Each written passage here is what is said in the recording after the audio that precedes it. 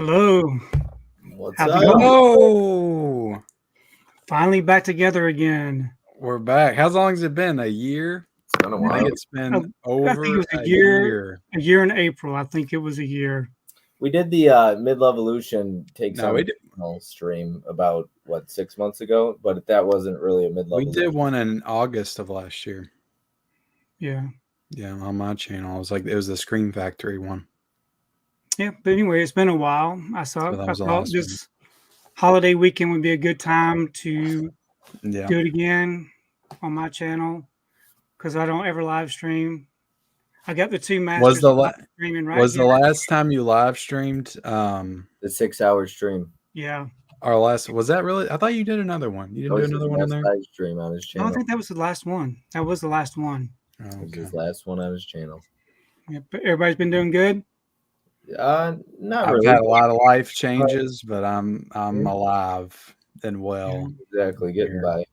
I'm not the master of live streaming anymore. I don't think I've hosted a group stream in like almost a year. Who's the master of live streaming now? Bob. Not Out me. of us three, it would have to be Bob. No, Yeah, it would have to be. I only do. Because he still does guest streams. He hasn't done the big group ones in a while, but No, I just do one-on-ones and that's it. I have nothing else. Yeah. Not really. Yeah, well, anyways, it's good to have everybody here. We got about 35 people in the chat. I've been trying to promote that's BS. There should be I've been trying to promote 135. as much as I can on Instagram. Hopefully people haven't been getting tired of it, but I just wanted everybody to know that we'd be back tonight for maybe the last time. I don't know. It could be the last time, or it could be the first of many more. You know, you never know with us. This is true. You know, we're busy. We got a lot of stuff going on. I know Tony's very busy. You know, I had some life changes and some things happen. Every so often, Bob goes off and hibernates for like 6 months, and you don't see him. So that usually throws a wrench in the operation. Right. But you know, even if it's just a once a year thing, you know, we can make it work. We don't want to oversaturate the internet, right? No. These are events, special occasion events. How's the job change, Ken? You know, it's good.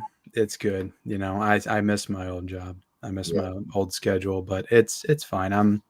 I've got a normal life, I guess now. I go to work at 7, get off at 3:30, Monday through Friday. Oh, that's nice. I feel like a normal person, I guess. Yeah. But at the same time, I don't like that because I can't ever do anything without there being like hundreds of thousands of people. It feels like at the locations I want to go to. If I want to go grocery shop, that's when everybody's grocery shopping when I'm off now. I liked having like my weekdays open so I could go do stuff where there's not 100 people at the store. So you actually get to go grocery shopping because I can't afford groceries. I have to, Tony. You know, my kids can't eat the Blu-rays and 4Ks I buy. Sure, you got No, I could get by. I could get by on my own probably. You know, but I got to go buy them some food every now and then. We got a nice crowd in the chat. Let's just bring up some people. We got LA Jewel. We have Allie. Hey, Allie, how are you? Allie. We got Johnny here tonight. Sarah came in really early. So how's it going, Sarah? What's up, Sarah? What's up, Sarah? Still watch out for tonight. Yeah, Tony, is that popcorn bucket already gone now? Out of stock? You looky here, Married with Media. She called us cuties. She's calling cuties. There's only be one cutie. The popcorn bucket, I don't know if it's still available or not. It happened to be in the theater when I was in there last Wednesday. And so someone had. Why are they selling Batman popcorn buckets? Like, what's Batman coming out? 85th anniversary, I believe. No, actually, I think it was for the re-release of the Batman in theater. Yeah. I guess it's like the 85th anniversary or something. It lights up. They re-released the Robert Pattinson Batman? Yeah, they did. Yeah. August. Oh, well, it's already gone now. For what? The 2-year anniversary? Movie just came out. I don't know if it's some big anniversary of the Batman, but I ended up picking that one up, and I'm happy I did. It's really cool when it hits the ceiling because it's like it takes up the whole ceiling. It's pretty huge. Tony, are you super into the popcorn buckets? Have you tried to collect all of them? I used to be back when they were very generic, and I Yeah. thought, well, I don't need these. But lately, they've been getting crazy creative with these popcorn buckets, so I've been kind of getting into them. I've got the Ghostbusters. The Deadpool one. Yeah, Does that scare you that it might turn into another Funko Pop situation? no, because I think I got control of this addiction. Yeah, I don't collect every one. They are cool though. What the hell is that? What do you even put the popcorn in? It's the roof of it or Yeah, something. the roof opens up. I didn't even Plus, see that. Who put that out? This Cinemark? one came from. Cinemark or Regal? I bet he got that from like Cinemark in Japan or something. Yeah, no. But anyways, it's nice to kind of just add something different to the displays. You getting the import popcorn buckets? They really don't fit a lot of popcorn. The way they're getting now is they're just calling them popcorn buckets, and they're really just collectible. Most of them are not practical to eat popcorn out of. And nobody wants to put popcorn in it because of all the butter and salt anyways. It take forever to clean. But they're really cool as far as collectibles go, but they aren't very like, I talked to Tim about it. He's not big into it because he likes buying $4,000 statues and collectibles. But the thing is, they are really cheap, but you get what you pay for. They're $15, $20, $25. Even that be expensive, but some of them are $40. Like the Batman one was $40, but you get popcorn with it. I don't eat much popcorn. So. It's just one of those things that if I see it like actually at the theater, which I rarely ever do, then I might get it, but I'm not gonna like order it online or anything. Like I got the Slimer one because that was actually at the theater. Yeah, So that one. Yeah, and those are cool. They are cool. They're really, but they are flimsy. Like the Batman one, I thought it was going to be pretty heavy. That thing is extremely light. It's very like plastic. It's not solid. It's not very well made, I guess. But I mean, you're not paying hundreds of dollars for them. You're paying $20, $25, $30 for them. Yeah, 40, 45. But we have Caprice here tonight. It's good to see Caprice. What's up, Caprice? Cody's here. What's up, Cody? Steve Moody. We actually have Jared Runner in the house, so that's good to see Jared. What's up, Jared? We have Joe, and I'm sure Marie's not too far behind. Joe. Eubanks. What's up, Sydney Eubanks? Speaking of Tim, Tim's here. Tim. Good old He's got a nice some new artwork hanging up on his wall, some new posters. So definitely check that out. I wished I had space for more posters. Yeah, this is like convention season for him right now. A lot of conventions. Yeah. What's up, Corey? I haven't talked to Corey in a hot minute. It's been a while. Corey, how you been? I think you went into hibernation. Is there an official convention season? Is there, Tony? Yeah, I don't know. Ask Tim. If there is, I guess this would be it. Usually the fall, right? Like September, October, I think it's pretty heavy with the conventions. A lot of horror. I mean, I've got one in October I was thinking about going to because now I'm off on weekends. Like I could easily do it without having to take off. You get a big one in Kentucky, don't you? It's a scare fest. Yeah, that'd be good. Yeah, everybody's What's up, gonna be Nikki? here. How's it going, Nikki? Girl, Nikki. Good to see Nikki in the chat. And then we have Adrian James. What's up, Adrian? Adrian. Isn't that your favorite Rocky favorite franchise of all time? Rocky, good chance of it, Ken. Oh, Rocky, yes, 100%.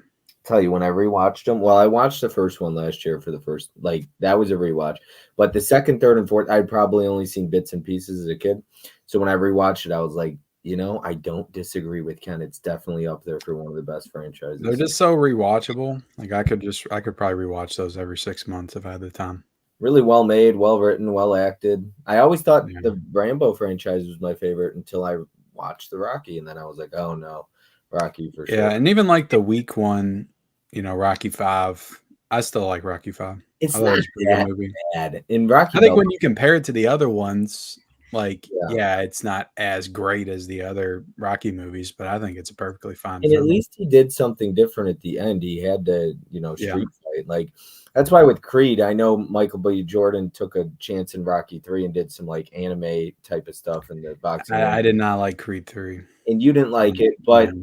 I understand when you're 8 or 9 films deep, you have to take a chance and do Yeah. something different because you can't just keep doing the same exact fight. You got to take a chance, especially now there's going to be a Creed 4. He's going to direct it again. So he's got to keep Yeah. taking chances because you can't just do the same fight at the end of the movie. It's just going to get boring. It's outplayed. Yeah. Yeah. It's good to for see sure. April in the chat. Oh my God. What's up, April? Freaking Tim says Rocky is no Jurassic Park. Speaking about Rocky, though, to me, we're talking about things that we're happy about for this year, physical media wise. I'm very happy that they did the rest of the Rocky Steelbooks. Oh yeah, for sure. Yeah, that was nice to keep those all consistent. And they're the same artwork. Yep. And you got your slipcovers from overseas. Those look really nice. Yeah, and Rocky 5 did look really great on 4K too. I didn't end up watching. I ended up watching those on Blu-ray when the 4Ks came out originally, so I didn't get a chance to watch that or Bilbo on 4K yet. Yeah, yeah, but yeah. What are some of the other What are some of the other things that you like that's come out so far this year? Well, the big thing that I can't wait to come out and hasn't yet, it's in 2 weeks, September 10th, is that Kill Steelbook from Lionsgate. That was my favorite movie of the year so far. I loved it. It was so badass, and that Steelbook is gorgeous. That's So a I nice cannot wait for Kill to come out. I'm so excited. Did you get Kill in yet, Ken? No. It's coming out this month, right? Yeah, September 10th. No, I didn't get it in. I enjoyed it also. That was one of Bob's recommendations. It was on my honorable mentions. I might grab it this month. I told Ken, I told Tony, like after I saw it, I got out of the theater, I called him up and I said, "You got to go see it." And then he went to go see it the next day. I mean, I didn't cry during it, but I still enjoyed it. I didn't cry during it either. Well, I didn't say that you did. I'm just saying. But I usually do like depressing movies, so I get it. It is sort of depressing. It's got some. Is that the bar for a great film? You have to cry. You have to squirt some tears. Is that the bar, Tony? Did you cry during for it to be your number one? What's the last movie you cried at, Tony? You cried during cried in A Perfect World with The Color Purple. No, Kevin Costner and Clint Eastwood. I almost squirted a couple of tears at The Color Purple. I really can't think of any. I do like a movie though that can move you that much, but I will say, Tony, I started watching The Color Purple was the last December, and like the first hour, I was like, this is fine, but it's gonna be one of those movies that I'm like, it's a one-time watch. But by the time I got to the end of it, I was like, damn, this is a masterpiece. I love this movie. Yeah, it's a good one. It's a perfect film. So we have Retro Dude 96 checking in on us from the Screen Marathon. So we appreciate you stopping by. We also have appreciate that. Pat Master here. Screen Marathon. Always good to see Pat Master. He's very supportive of my channel. Checks out all my videos. I really appreciate that. Pat Master. Pat Master cried earlier to Titanic. I mean, I'm not laughing about that because Titanic does get you a little emotional. I need to see Titanic again. It's been a long time since I've watched it. You watch the 4K immediately, Tony? I did not. No. Have you watched any of the Cameron 4Ks? No, but I'm going to be talking about those. So, talking about some of the releases we got this year. Well, hold on, Tony. Have you tell people what we're going to be talking about tonight? Okay, so we're going to talk about some of our favorite releases that we've purchased this year. Some that we've anticipated for a long time.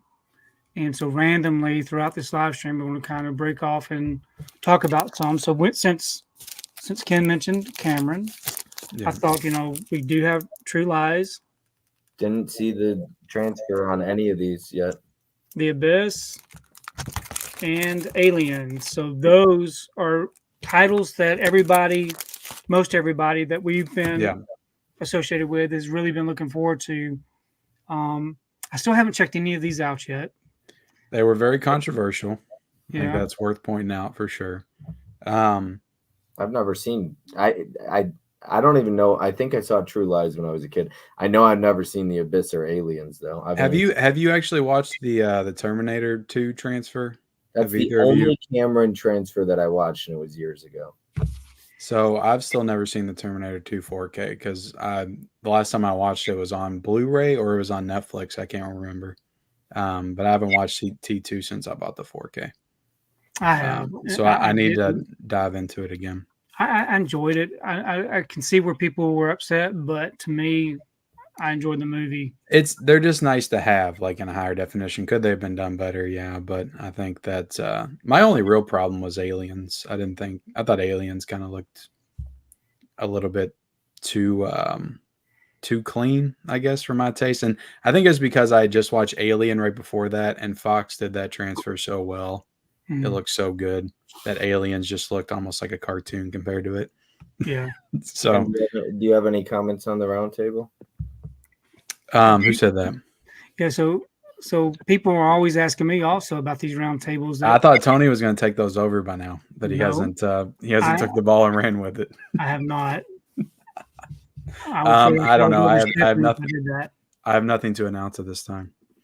I feel like people don't, even like a Tony in general, though, most people don't want to take an idea that other people like, or the same exact Yeah, idea that for other sure. people have done. Some people don't care to, though. Maybe something different or similar, sure. But yeah, no, there's a person that definitely wouldn't mind doing that. I don't know if Ken knows who I'm talking about, but I'll tell you later. No, I thought about bringing them back for October because I thought it'd be cool to bring them back on like the year anniversary, but we'll see.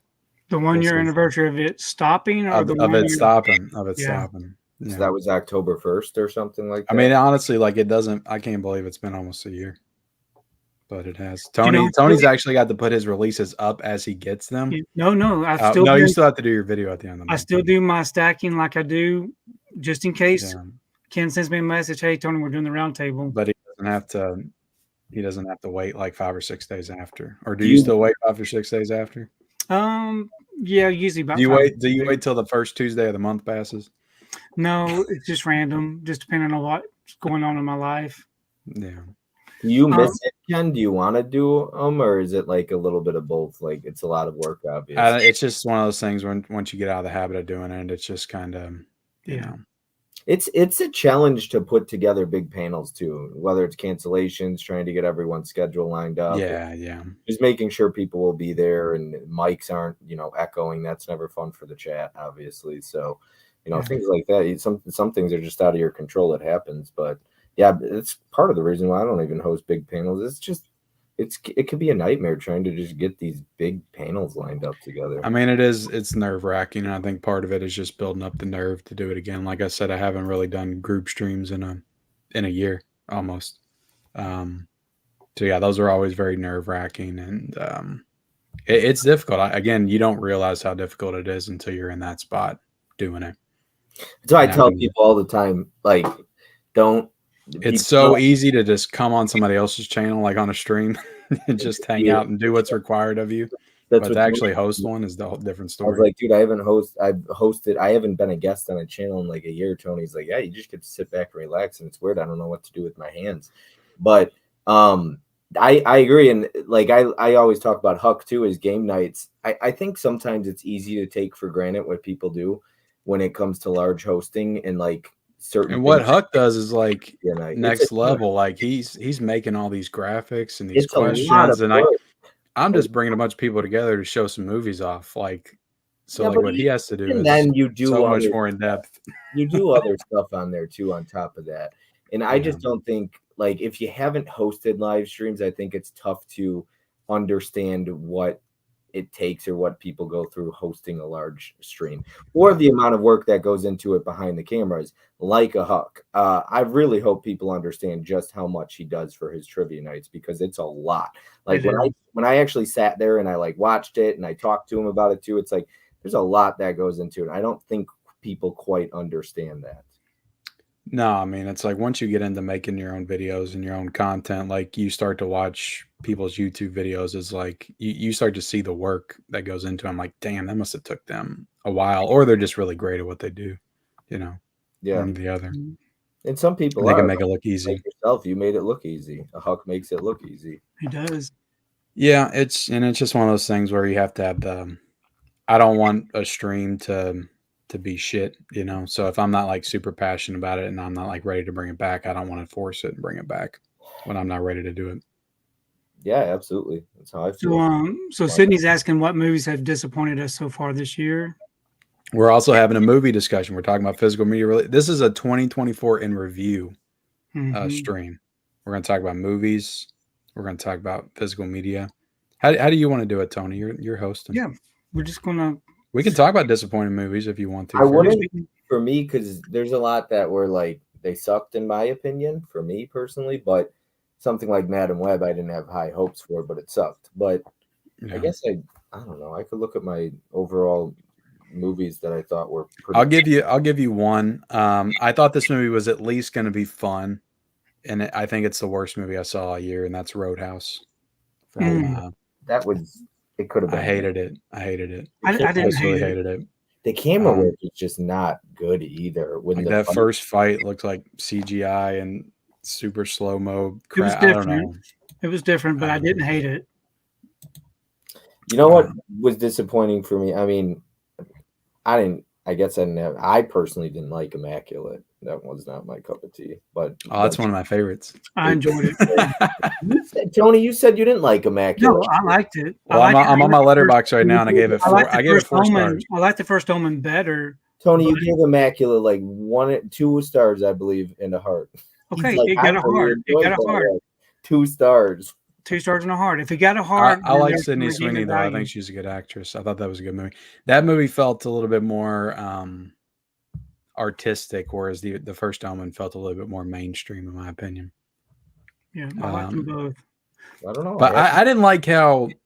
I don't know, like if they didn't try to call back so much and be so on the nose with some of the references to the first film with that woman on the balcony, it's all for you, and I'm like, why would you like that? Doesn't even make any sense that character would say that. This is like years before the actual nanny jumps off in the movie. Like that doesn't make any sense other than you're just trying to do a similar line from the movie that everybody knows. That kind of stuff just bothers me. Frank's Media and Reviews said Maxine was one of the most disappointing films this year. It was. I've heard a lot of people say that. I still liked it though, and that's a movie that I'm going to revisit it, and I'm going to see if maybe I'll change my thoughts and opinions on it. I didn't hate it. I thought it was decent, but I had way higher hopes for it though, so that would be a disappointment. As far as my high hopes for I mean, the story was laid out there for them to do one thing, and they just went in some really wild direction. I didn't feel like there was much structure with the Maxine as much as there could have been. Yeah. Another one was Winnie the Pooh Blood and Honey 2. That disappointed me quite a bit. Did it really? I didn't think more than the first one. Tony, you didn't see the second I one? mean, my expectations weren't too high for either one, but I had fun for the first one for what it was, and the sequel was them just trying too hard. Like they were actually trying to add in like emotional stakes and character depth and like actual story. I'm like, you guys are like, it's a stupid Winnie the Pooh movie. Like, what are you all doing? Just do another stupid slasher like the first one. I don't know. I didn't mind the second one. I thought it was a tiny bit better than the first one. How did you see the second one? I did not hate the first Winnie the Pooh Blood and Honey though. I didn't hate it either. Was it better than Killer Goats? Yes. Absolutely. Anything's better than Kill Her. I also even didn't hate the mean one, to be honest. I guess when you go into something with so much low expectations, though, like the mean one is not, it's watchable. It's not a great movie. Neither is Winnie the Pooh, Blood and Honey, but they're watchable. I mean, I could get by and enjoy something with them. So, I mean, is there poor CGI in the mean one? Of course, but it is what it is. I mean, I prefer practical effects, but Stream was really fun. There's pretty much all, or if not most, practical effects in that one. That was like a one-night event or something like that. But I haven't seen that one. Thought it was pretty fun. Thought it was a good time. Stream. Yeah. Other than that, I don't know what else like disappointed me that I didn't already think was going to suck. Like Madam Web, like you said, I kind of knew that was going to suck going in. I don't know. Borderlands. And it did. Borderlands was like a disappointment, I guess.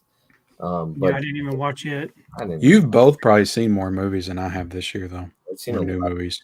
I know, Bob. You go like you all both go like every weekend, don't you? At least a lot of times I go on Thursday. Like the last 2 weekends, I did on Thursday. I did 4 movies at the theater each night. So I'm trying to count right now.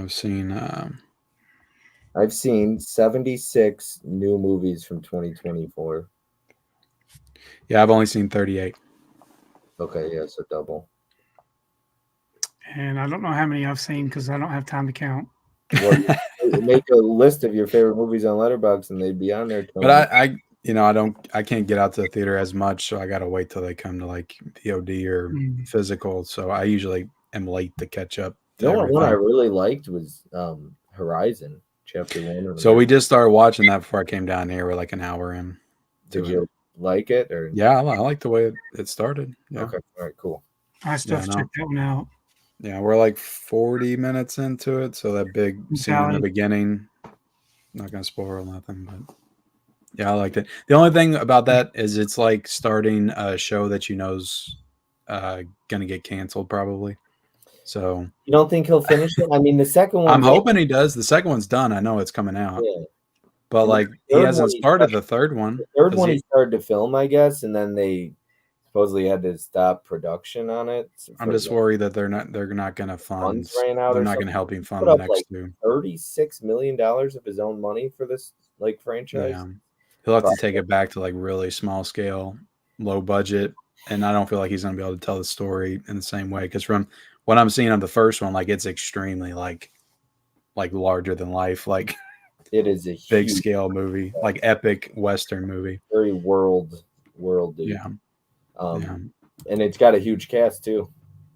Hey Jeff, you're gonna pay them a lot of money. But no, I was digging it so far, so I'm excited to. We'll probably try to finish that tomorrow. I really enjoyed it. I mean, I didn't always like Westerns when I was younger, but I really began to like a lot of Westerns, and I thought he was. I mean, I'm a huge Kevin Costner fan, but I love when you watch a movie and you can see the passion behind a director. Like you can just tell it's a huge passion project, and I feel like with New Horizon, you could just tell that he really wants this to be good and wants it to work. So yeah, it just felt old school, like those old school like 90s epic movies you'd get, back in the day, and we don't really get a lot of that anymore on a large scale. We get a lot of like indie stuff that's interesting and artistic, but we just don't get a lot of that artistry and the mainstream stuff, the big budget stuff. Eli Cortez says that the Howling 2 4K is already down to 250 copies. I got that this morning, or as soon as they announced that, I grabbed it. What? Did you get the Howling 2 yet, Tony? Not yet. The 4K? I did place an order this morning, but I didn't order that because there was so many left. Yeah, that sucker went out of print. It says there are 1,000 left for Howling 2. Oh, well, he's wrong. I wasn't sure, so I just jumped on it immediately because I knew that Screen Factor edition was out for a while. Yeah, it says over 1,000 left right now. You a lie, Eli. Well, the standard edition says only 914 left. Well, who wants the standard? I don't. No slipcover? Yuck. Yeah. That's the whole reason you get Vinegar Syndrome. Oh, I don't know what WNUF is. I don't know what that is. What the hell is that? I don't know abbreviations, Eli. I'm too old for that. You got to write it out for me. You got to spell it out. Yeah, because I can't. I don't know what that means. Oh, I got another disappointment. I didn't love Civil War. You didn't like Civil War? No. I don't know. It was just it was a little too ambiguous. Like I get why they were doing it that way, but I kind of wish they defined like what the actual conflict was. I don't know. I felt like I needed that for that particular story to fully engage. Everything was just so ambiguous. You didn't really know what the stakes were, or who was on whose side, and I don't know. It felt emotionless, so I couldn't get into it. Visually, it's fantastic though, and I like the last 30 minutes.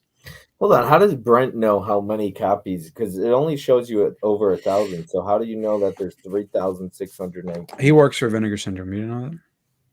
Are you serious? Yeah, he's in their warehouse right now. He's counting as they're packing them up. I was like, I don't know if he works for Vinegar Syndrome. I have no idea how he's got that information. That's crazy. I don't know. I ordered it immediately. Tom Cruise. Did y'all see Furiosa? Tom Cruise and Ellie are talking. Yeah, I thought that was fine. I enjoyed it. It didn't disappoint. It didn't disappoint me because I thought the trailer was okay too. So I don't know. Yeah, I didn't really care for the trailer. I actually liked the movie though. Brent Yeah, needs it's that fine. website. Anyways, good to have Tom Cruise in the chat. So Yeah, thanks for Tom being Cruise here. and Ellie are talking about Sydney Sweeney's breast size right now. Yeah, we're going to skip over that. That topic. Yeah. I think she's a good actress, and it has nothing to do with that. Well, Tom me. Cruise says she makes it hard to want to pay attention to her acting when she tries really hard to make us pay Like if you watch Euphoria, like she's really good in that show, and she was good in Immaculate, and there's also another movie called The Warriors, which is by the same director as Immaculate, Tony, which she's Tom good Cruise in. said not to ignore the boobs. So name the best and worst A24 movie in your opinion. Okay, well, Men I really hated. I really love Men. Did you really love it? No, it's the worst for me is by far Under the Skin. I hate that movie. And You don't look Under the Skin? I thought it was weird. Yeah. I didn't hate it though. But Everything Everywhere All at Once, that's an A24 film, right? Is that the worst for you? Yes. I don't know. Is that the worst? I just did not like it. That's a hot take because everyone loves that movie. I know everybody loves it. I don't know that. I've only seen it. I'm with you though. Like I didn't love it like everybody else Yeah. did. I'm I not thought it big was into fine. multiverses, so it's not my cup of tea. It's not my jam. So like that's the thing with like Deadpool 3, I really liked it, but it's just all over the place. And they get rid of all the supporting characters from the first two, and so that kind of also took away from like the appeal. They're all there. They're just at the birthday party in the beginning. Yeah, and that's it. So I was like, don't get me wrong, him and Wolverine have great chemistry, but I don't know. The whole multiverse thing needs to go. That movie actually surprised me how much I liked it because I've been so done with like superhero stuff, and I was not really even that looking forward to it that much. But I really enjoyed it a lot. What about your favorite? The Witch or Ex Machina, one of those Ex two. Machina, yeah, that's a good one. Machina's really, really good. I gotta look Yeah. at 24 and see what I really liked from them. Alex Garland, I love Alex Garland's first three directed movies. Civil War is really good. I like Civil War. I just don't. I was disappointed by it. I didn't think Talk to Me was all that special. I enjoyed. I didn't think Talk to Me was that special either. That felt like You know what I really like is this. Spectacular Now, that coming of age one with Miles Teller. That's a good movie. I like it. I like that movie. Oh, I also like Waves. Waves might be my favorite. Waves is a great movie too.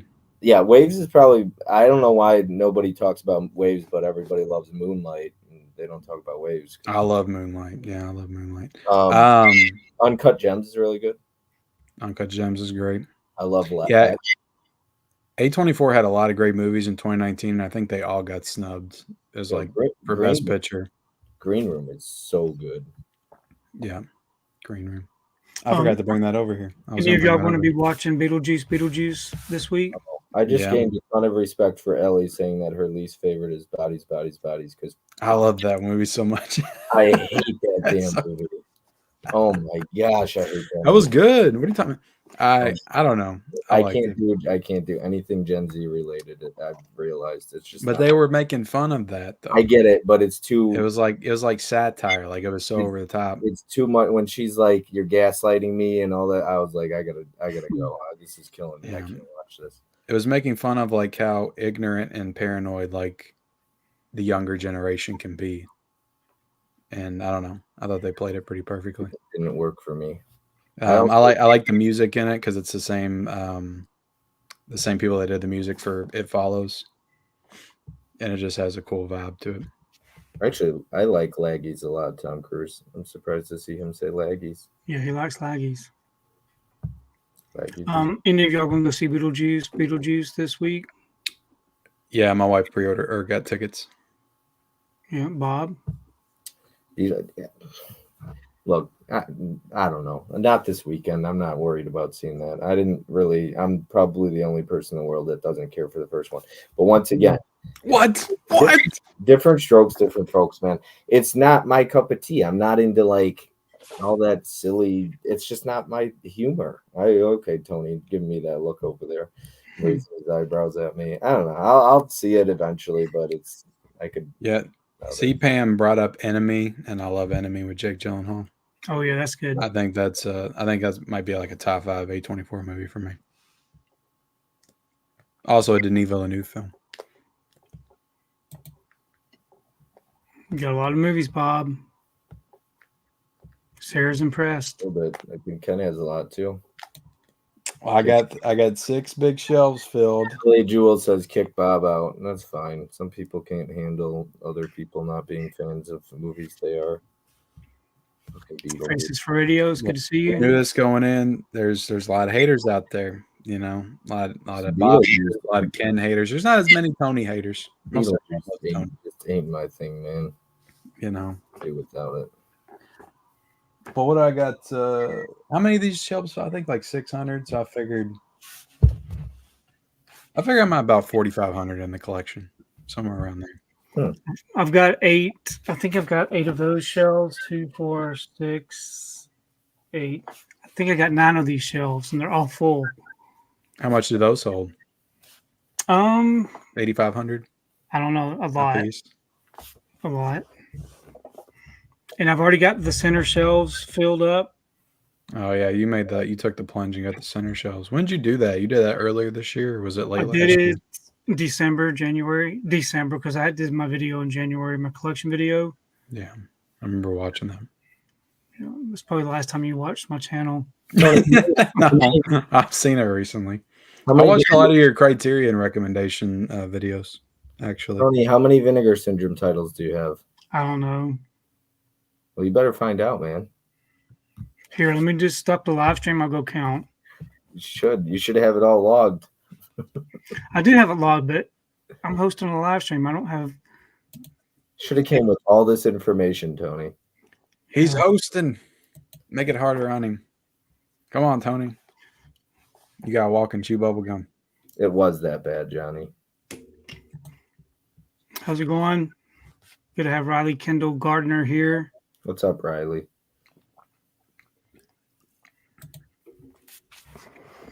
I'm getting way behind on this chat. I know me personally, I just can't understand why people don't like all the same movies I do. Everyone should have the exact same opinion as I do at all times.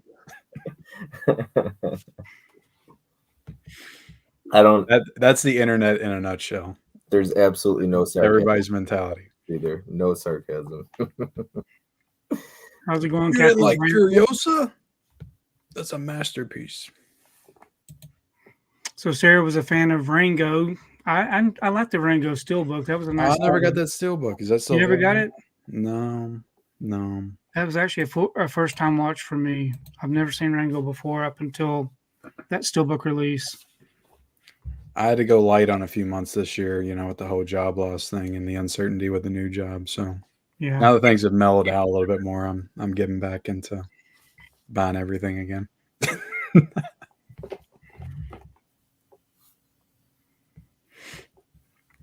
People just don't love these A24 movies. I think A24 has gone downhill, if you want me to be completely honest.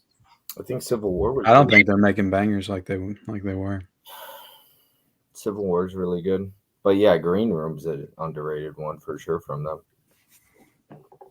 I think Neon's doing more interesting things this year. Tony, you got any magnifying glass tonight? I've got it here, but we're not going to be playing any videos. I know that. Magnifying grass? Grass. It's a nickname. It's a new thing. What's magnifying grass? I just want to take the opportunity to remind everybody to please hit the like button for Tony. You can hate me and Bob, but please like Tony in the stream. So we got 57 likes right now.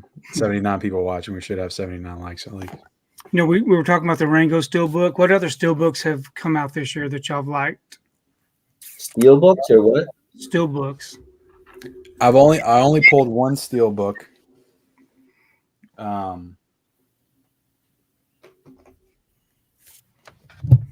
don't think it's been a great year for Steelbooks, if I'm being honest. I got Major League. Oh, with the magnets. One of my favorites with the magnets. Oh, you put them on the back? I've even got it in a protector case. It's the only one I got in a protector case. So you put all the magnets on the back? Magnets, yeah. What did you do with the magnets, Tony?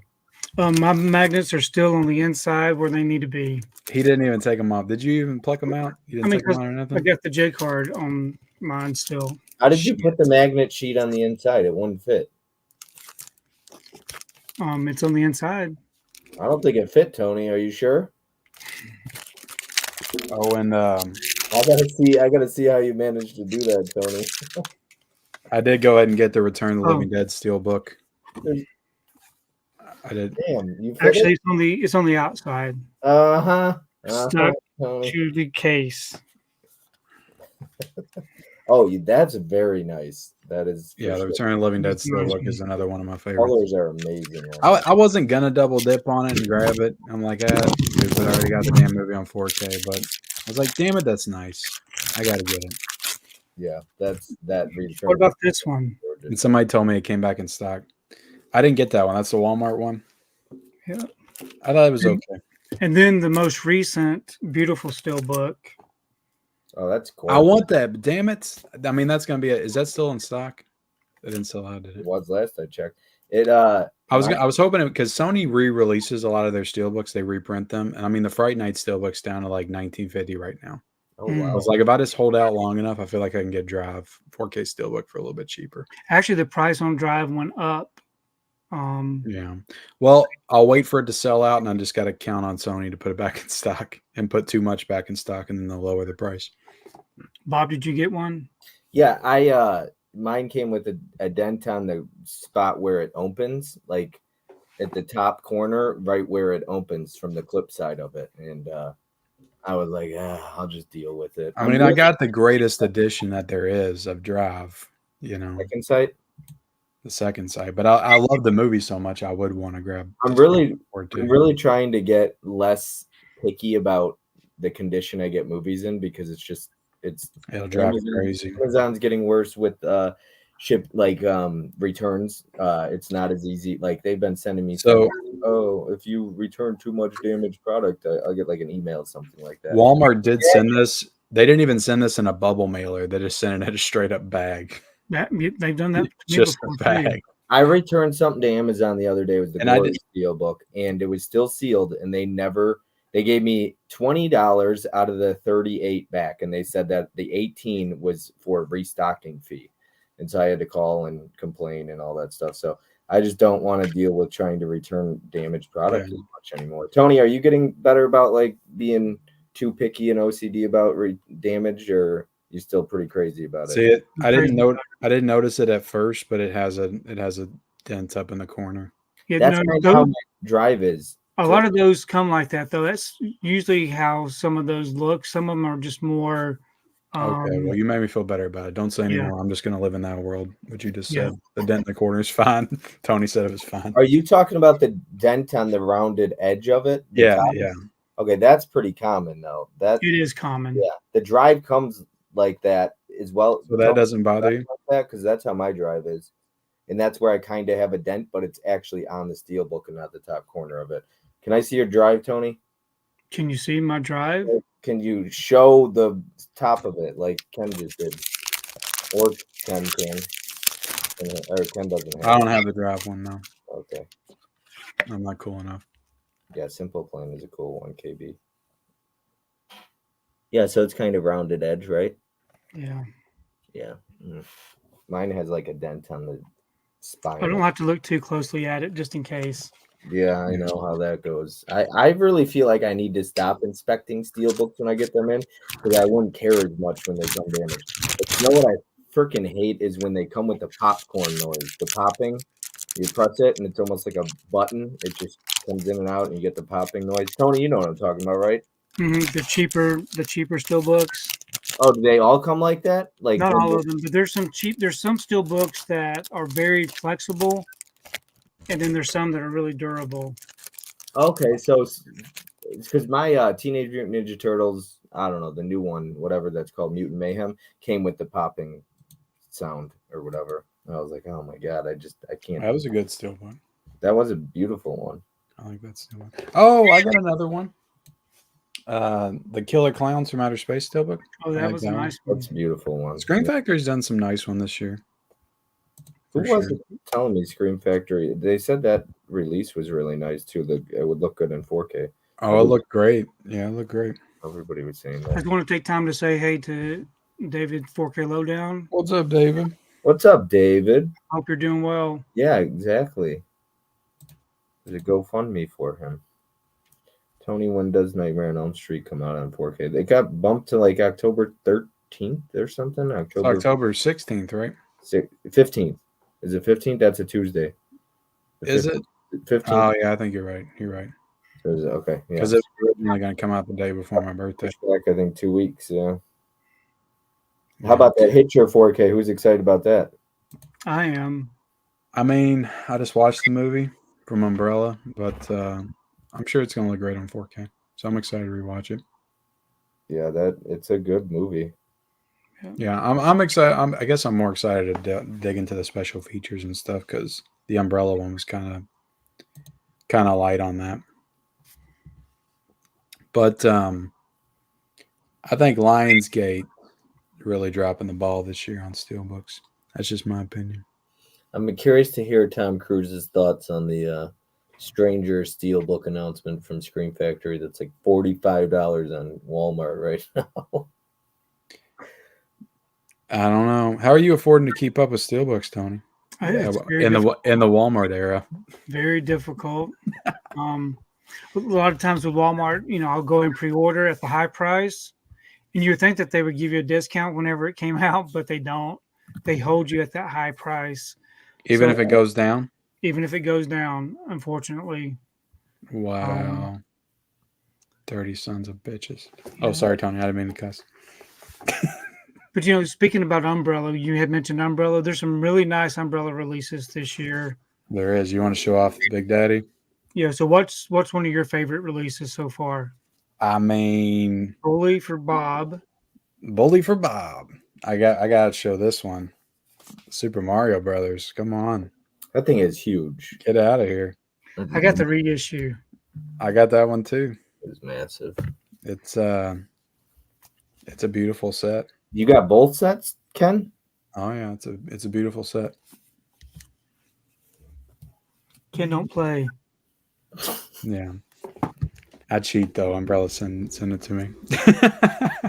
And then we got the Raid. That was a beautiful. I was really stunned by how gorgeous that was in person. I ordered. It's a really nice release. In. But that Super Mario Brothers set, like, it looked really great on 4K, and it's got so much in terms of like special features. Mm-hmm. It really is Hardbound spectacular. book. Yeah. Whatever you think about the movie, which I thought the movie was kind of fun. I mean, I enjoyed rewatching it. I hadn't watched it since I was a kid.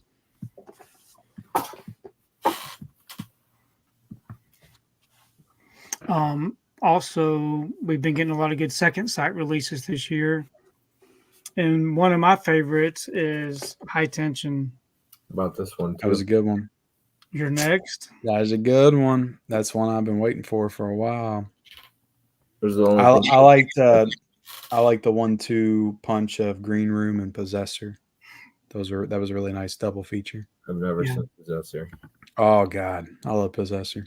That's probably my favorite horror movie of the 2020s. Yeah, I love it.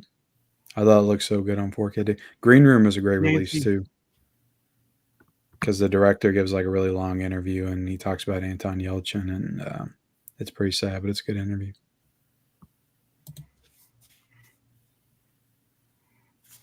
Yep, we've got those new Steelbooks that just came out at Walmart.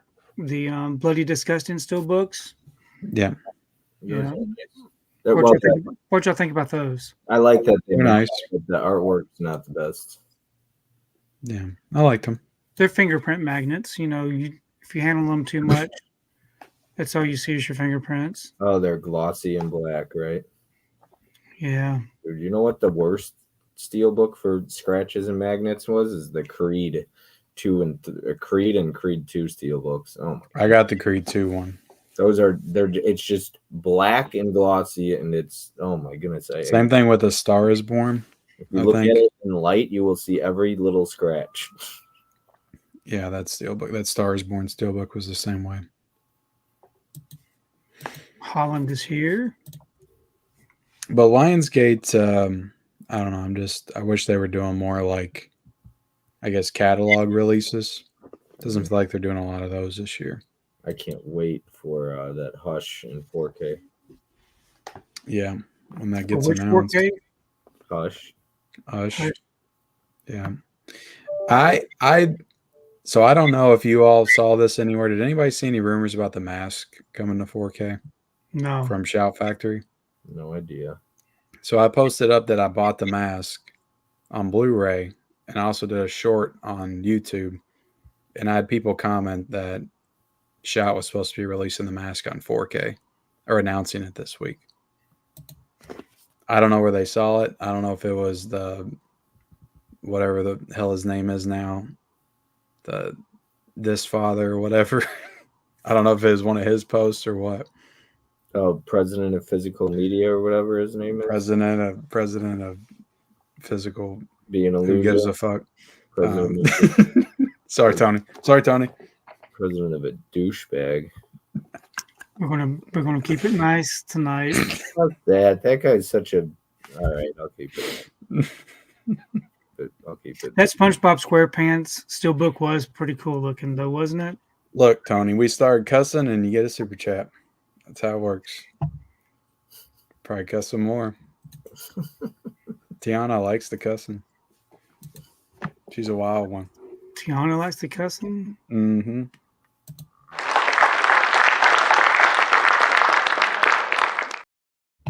Thanks Hell for the yeah. super chat. I appreciate it. Hell yeah. Keep cussing, Tony. You get more of those. No, Yeah. that's not gonna happen. I bet everybody will give you a $5 super chat if you say the F word. But thanks, Tony. Tiana. Do you know I would never do that?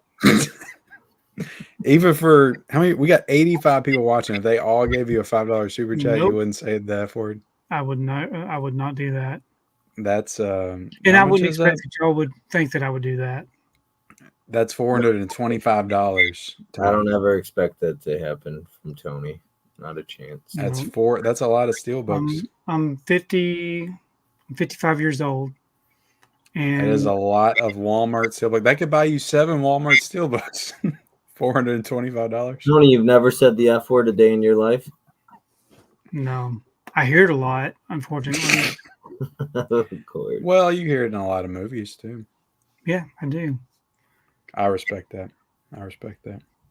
I wish I don't know. I can't hold it back sometimes. He's also never had a drink of alcohol. Not And the once. thing about it is, I do have conversations with people in my daily life, and that F word does fly around pretty easily. It does. Yeah, it's hard. I've been cussing saying it since I was like 10 or 11. So when does the Nightmare on Elm Street come out? October 15th. So it is October 15th. Yeah, I got. And then can you say your birthday's October the 16th? No, it was going to come out the day before my birthday. My birthday is October 2nd. Second. It was originally supposed to come out October the 1st. And then it got delayed, I guess. Or not delayed, because it wasn't officially announced. People just speculated it was going to be October the 1st. Yeah, Everyone- talking about the Everyone steelbook. make sure to wish Mizzy a happy birthday. It is his birthday in 2 days. Oh, good. Happy Happy birthday. early birthday, Yeah, Mizzy. Mizzy. He turns like 34, 35. Mm. Looks He's like a baby.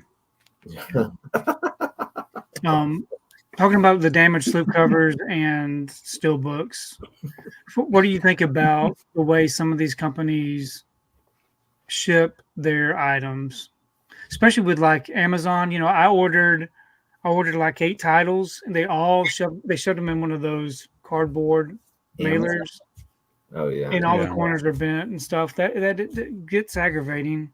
But I then, haven't had a lot of problem with Amazon. You don't have problems with Amazon?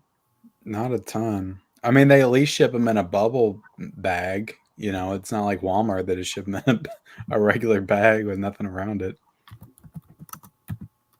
But I try not to order too much at the same time from Amazon. That's the trick. I couldn't agree more about Frightful Night's comment, though. Seriously, that's why I said, though, like for me, I have a box of all the damaged stuff I want to replace, and it gets too much.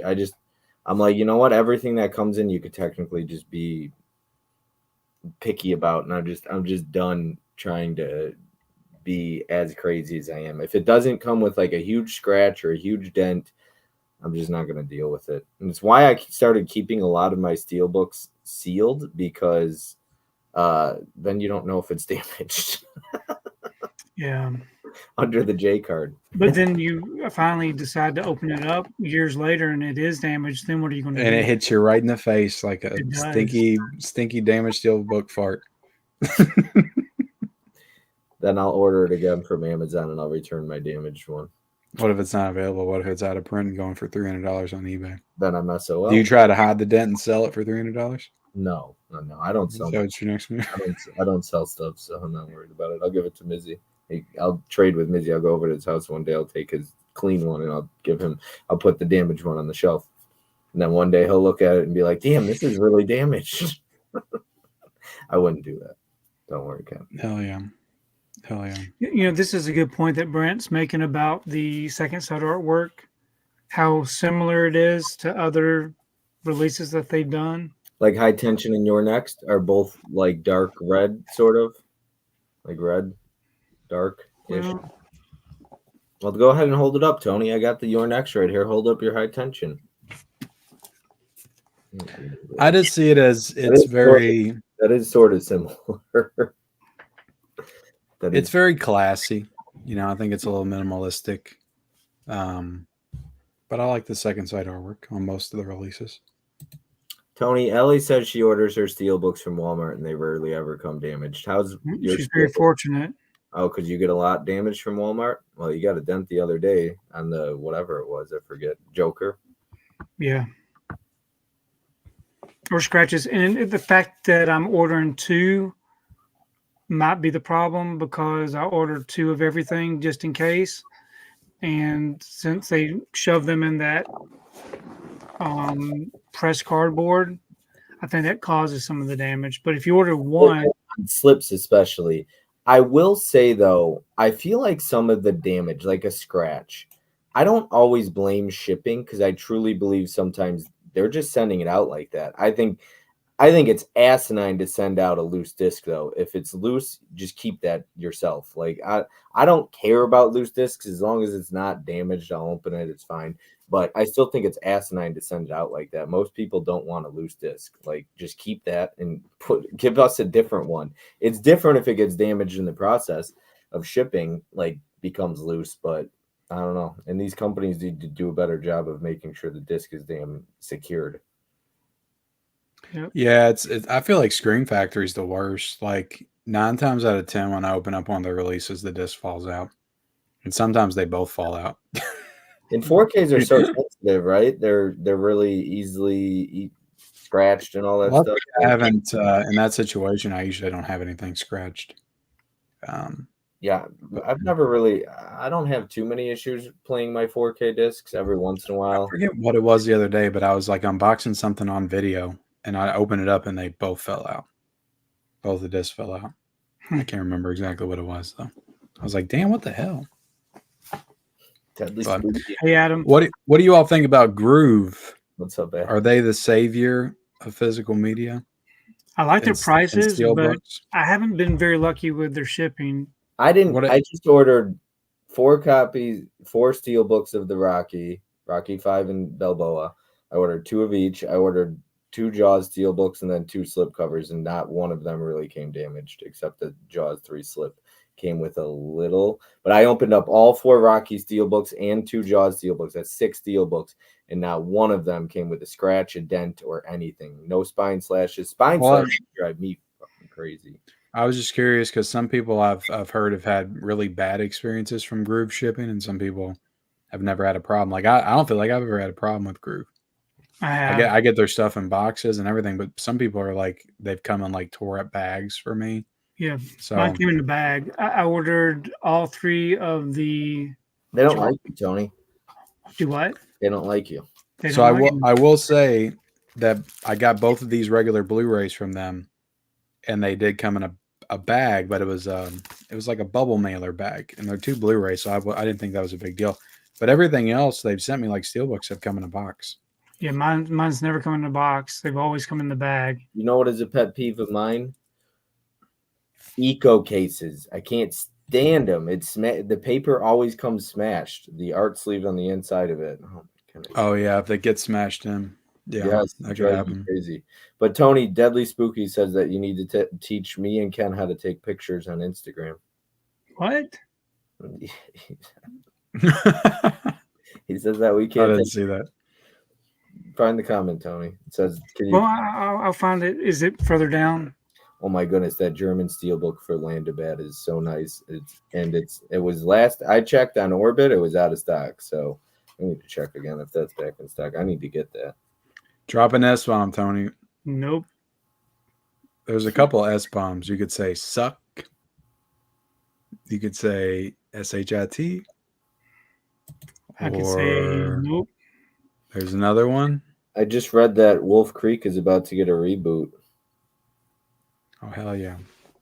I haven't watched that one yet, but I did watch Texas Chainsaw Massacre 2013, and I actually thought that was pretty good. What do you feel about that, Bob? You had never seen that one before? No, that's like the one I had never seen. Wait, which one? Because I watched Leatherface, I watched Beginning, and the 2003 remake in the theaters. I watched all four of the originals. Did you not like the Netflix one you said you liked, or no? I like the Netflix one. I just watched the one with Alexander Daddario. Oh, okay. I didn't hate 2013, and I actually really liked that movie. I don't mind the second half of the Texas Chainsaw Massacre on Netflix. That's the one where she goes, "Do your thing, cuz." Yeah, do you think that the 2002, 2022, or 2023 one? It's fun, but it's too woke in the first half of that. It's so woke. It's just. But again, I think that they're making fun of that. Yeah, it's a movie that's like it's overtly like anti-gun in the first half, but by the end of it, they have to use guns to save themselves. So in a way, it's kind of like it's teaching like the opposite lesson. Like sometimes you do need guns in bad situations. Speaking of breast size, Ellie, how about Alexandra Daddario? She usually has those on full display in her movies, right, Ken? Stacy makes a good point, changing the subject, that everyone needs True Detective Season 1. Orbit DVD and their shipping. If everybody shipped like Orbit DVD, we'd be a happier people. Orbit? Heck yeah. What did I just ordered some stuff from Orbit. I got and yeah, it came nice. But I also like Diabolic too. I think they Tony, did you get the Land of Dead? Oh shit. I just dropped everything. The Land of Dead? The Land of Bad steelbook. The Land of Bad. I don't even know what that is. Oh my goodness, you watched it, I think. It's this one right here. Oh. You gave it 2 stars and a heart. I've never seen that. He might not have seen it, but I did like it. I think most people actually like that movie for. And does that rating sticker come off? It's on the J card, Tony. Okay, I don't like that sticker. It's more than likely on the J card, I assume. Did you get this, Tony? Did you get Incendies from 101 Films? I got all of those numbers. So I got this from Orbits. I got Secretary from Orbits. I'm so glad to see all the love for the Texas Chainsaw Massacre remake because hell yeah. And I got Sudden Death. Sudden Death. Can't wait to get that Sudden Death. That's a good movie. That's fun, man. I didn't wait for the sale on this one. I didn't either. I'm in desperate need of a Kino sale so I can catch up on the 4K titles. 80s and 90s, Jean-Claude Van Damme. Good stuff. Well, I loved Hard Target. I had never seen that before, so now I'm kind of sold. I'll watch anything they did in the 90s. They do get tired. I'm going to have to get me a doorbell camera so that I can see how angry the delivery people are when they bring my packages up my stairs. Because, I live in the woods. And do you live in the woods? I live in the woods, and how much land do you have, Tony? Every day, people have to come drop stuff off at my house. Do you have a good amount of land? It's okay. I imagine now you say you live in the woods. I imagine you live down a long road that's 2 or 3 miles, and you own all that land. You're sitting on 300 acres. Is there plenty of room to put all your movies? For an expansion, maybe you can build this is pretty much it for my movies. A house just for your movies someday on the land. Someday. When Sonia leaves me finally. You can build a house for Bob and then a house for your movies. A house for Bob? Get me out of my apartment, Tony. And then I can come out there and visit Bob, and we can get into some trouble. You can come over and be like, "Keep it down over there." Now, if I was living in Kentucky, maybe. I don't know what land goes for out here now. We need to make a trip to I'm sitting on an eighth of an acre. Tom Cruise says that Time Cop is coming on Blu-ray or 4K. I don't know, from Shout. Is it going to be a Shout Select titled Tom Cruise? That would be for the first of Jean-Claude How Van do these people know all this stuff? It has to be the Dick Father. I don't know. Tony told me that Tom Cruise gets insider information, or he is the insider, I guess. Is he the Dick Father?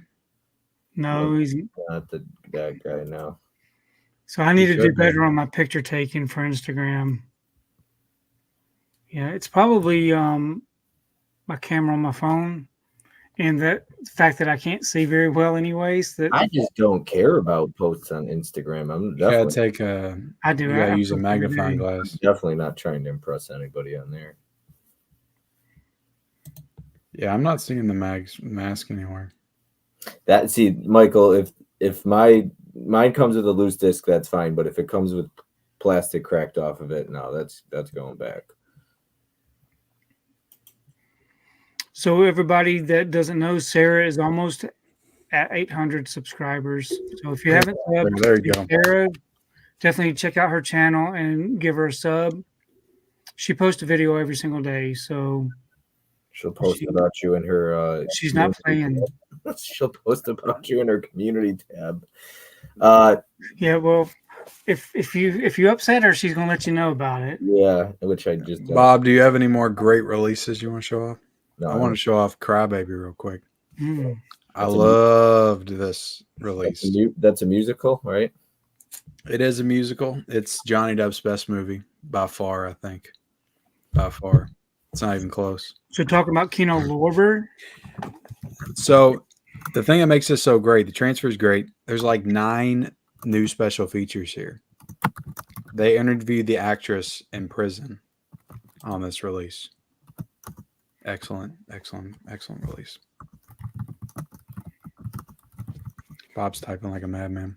Yeah, I'm talking to Tom Cruise. I don't want to interrupt your conversation. So you got all those come out this year? yep, all these monks every season. It's almost unheard of for Kino Lorber to do as much as they've been doing this year. They've been cranking out the movies and the TV shows. Well, I got another one. Kino Lorber, Kindergarten Cop. Yeah, that's a great one. I was excited for this one. Tony, did you deny me privileges to the chat? It says that I couldn't post because of Basement Blues. What? Now he's gonna act like he doesn't know what you're talking about. I know. I really don't know. Is there something I'm supposed to do? Shit, I banned him months ago. He wasn't gonna This comment has failed to post to Basement Blues. I don't know. Anyways, I wouldn't have banned you. I was just trying to tell Tom Cruise that Blu-ray.com needs some new moderators because they get a lot of stuff wrong on there. Sometimes I notice with certain releases that will show it has a slipcover and it definitely doesn't, or it'll say it doesn't and it does. Yeah, do you know you can go in and contribute to that? If you see that it doesn't, you can be a contributor to. Yeah, I've done that before, and they don't end up doing anything about it. I've done that before, and I've never gotten like a message back, and they never fixed it. I don't think they can. So are you saying that Blu-ray.com doesn't give a shit? I think they don't care about people messaging them to fix stuff. Enough. That's my go-to place, though. Blu-ray.com. That's where I go to. Oh, I love Blu-ray.com. It's a good resource. They're like 95, 96% accurate, but there's a couple of things that I notice on there, and I'm just like, I could totally help out with this because this is not right. So Magic Hands wants to know, what's your favorite release this year? Oh, It's going to be that Kill Steal book September 10th. I can't wait for that. That's going to be my favorite. Without a doubt, Twister on 4K. I've been waiting for this one for a long time, and it delivered. It was great. Where's the Steel delivered? I don't have the Steelbook, but I did pre-order the UK, edition. So Yeah. I'm excited for that. So you didn't get the Steelbook? I didn't get the Steelbook. Now, like I said, I was going through a rough time over the summer. I couldn't order everything, so I just settled with the slipcover. But I ordered the UK version. Is that not good enough? No, that's really good. Am I a good collector? You Did I are. have to triple dip to show my true love and passion for Twister? No, it's Maybe I not should have got the necessary. Steelbook. Is it still available? I'll order it now. I don't think it is though. I think it ran out because the movie's badass and everybody wanted Twister. You saw what Deadly Spooky says. You completely butchered that, Bob. That's why I was so surprised when I came across that comment. The Steelbook is going for $120 right now. Ken needs to teach us how to take pictures. You hold the movie and you hold your phone out like this. This is how I usually do it. And then bam. I hold it straight and I wait till it focuses all the way because sometimes it might not focus. And then you just snap the shot. And always make sure that your lenses are wiped off as well. Yeah, and do you have to make that noise when you do it? Because I haven't been. No, I was just doing the camera snap. I was just doing that because I didn't want to actually take a picture on stream. I thought that would be rude if I took a picture right here. Yeah. And then I put it on Instagram, and that's pretty much it. That's pretty much it. Okay, mine worked that time. If you guys need more detailed instructions, I can send them to you when we get off.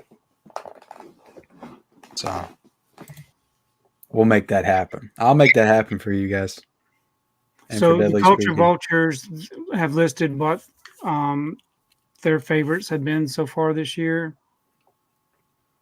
Carrie, Crimson Peak, The Shootist. Oh, yeah, that Carrie box set. The Shootist is great. So good. The Anchorman. Shootist? The John Wayne movie? Yes, Criterion. Oh, I love that movie. Criterion. No, right? that was Arrow. Arrow did that. It was Arrow. Yeah, I love that movie a lot. I did too. I enjoyed it. It was a good, had good features too, and the Blu-ray looked stunning. It really did. So, yeah, that is one of my favorites. I didn't bring that over. I will bring up real quick because it's sitting there. Purple Rain on 4K was excellent. Yeah, they should have. They should have done Dolby Atmos with this though. They did. But hey, Vin. What's up, Ben? Did you get the Steelbook for Purple Rain, Tony? I did, yes. But I watched Purple Rain for the first time. I didn't care much for it. I like the music because I grew up with music, but I didn't. The movie is a music video. I liked it a lot more watching it this time than I did the first time I watched it. I've probably seen it 3 times. It grows on me. Not the only thing I like Tom Cruise, but yes, it helps. I just reviewed this one, but I did want to. Do we want to talk about Arrow? Have we talked about Arrow yet, Tony? We have not. Arrow videos always throwing out bangers. I haven't bought a lot of Arrow video this year. They ain't hitting it hard like last year, but they're still doing good stuff. They're still doing good stuff. I mean, we got the Conans. Those were great. Great releases. Terribly on the damn Bruce Lee set. Mine came opened in the shrink wrap, all opened, and it was all dented. I would guarantee you what happened is somebody sent it back to them, and then they shipped a damaged one that they received back to me. That was already opened in the shrink wrap. Yes. Yeah. So did Conan come out this year? Conan came out in January. Yeah. I didn't get the Conan Chronicles. I know you probably did, Tony. Yeah, I did. But I just got these 2. But they look stunning, and Conan the Barbarian had like 10 new features and it had all kinds of archival stuff. So I mean, they went all out for both of these. I missed out on both those. Bob, you got to get them. Okay, you're not a true collector if you don't have the Conans on 4K. This is a good year for Arnold on 4K. Warriors didn't come out this year, but that was a great release. That's one of the greatest releases of all time. That was December. I love the American Gigolo release. This was fantastic. It looked fantastic. It's a really great limited movie. Edition one, right? It's got the slip box and all that. So they're putting slipcovers on all their releases slip now. I think this is like the new way going forward for their boxes.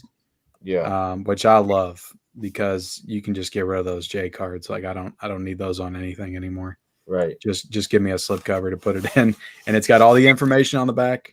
So But they're not doing as many of those anymore. I feel they're like. not. No, I mean it's just been a little bit of a down year They're for few and Arrow, I far think. between with those limited edition, and now they're calling just their slipcovers limited edition, and I don't like that. So, because I feel like Yeah. limited edition is that what you're holding, not just a standard slipcover. I mean, I guess they can get away with it because Screen Factory used to call theirs collector's editions, and they had slipcovers. So I mean, I don't know. But their pictures are a little misleading sometimes. I'll give you that. Yeah, because then they call their regular ones without slips special edition, and that's what's special about that. Yeah, what's special about it? You should call your slipcovers special edition. Those what he just held should be limited edition, and then your standard slipcovers should be called Standard edition. I mean, I'm surprised of all the movies that American Gigolo is the one to get like a box set release. Sometimes it does feel a little random, like what gets what. Yeah. But Silence of the Lambs was a fantastic release. The 4K I didn't know look. that was going to be a limited edition one. That's nice. Because we can never have enough of that, right? Yeah. Did you get both copies, Tony? I just got the Arrow Store exclusive. I didn't get that. Why didn't you? Because right now I just couldn't afford it. Well, he's got to cut back those expensive Walmart Steelbooks. As Ken said, if you don't get it, are you a true collector? If you don't have both? Yeah. Did you get the Blu-ray edition as well? No. But Ben Graham's bringing up a good point about the Strange Darling. Since he brought up Strange Darling, would you like to elaborate on how much you enjoyed that film?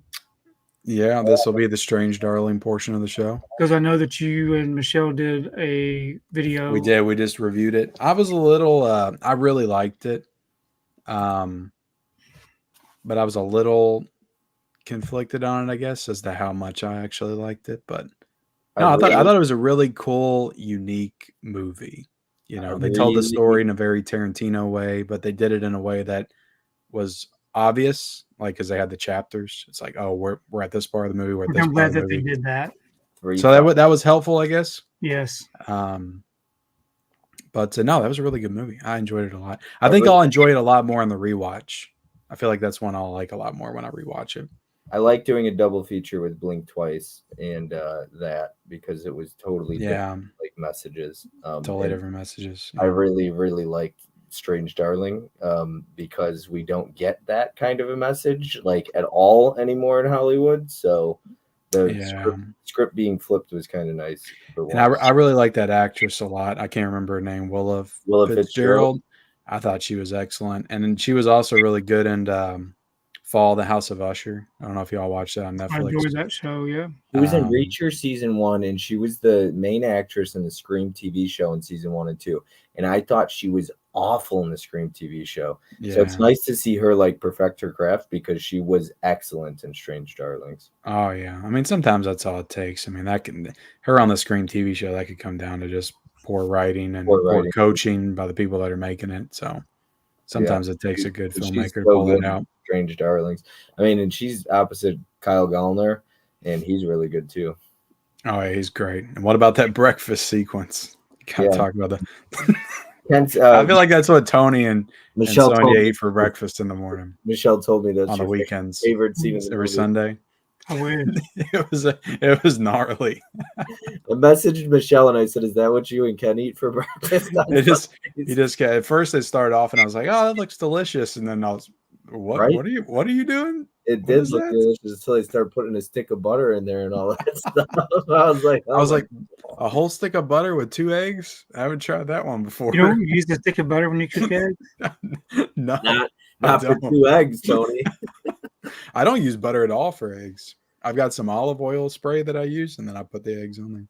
A little bit of egg. I try to cook as clean as possible, which might make for a not as delicious meal, but it's healthier at least. Oh man, I totally agree with Deadly Spooky about Upgrade. Why did that not come in a collector's edition release? I don't know. I've been waiting for Second Sight to redo it on 4K because I know they did a Blu-ray edition. I was hoping that they redo it in 4K. So I still have not picked up the Scream Factory edition because that movie deserves better, and I want to wait for the better.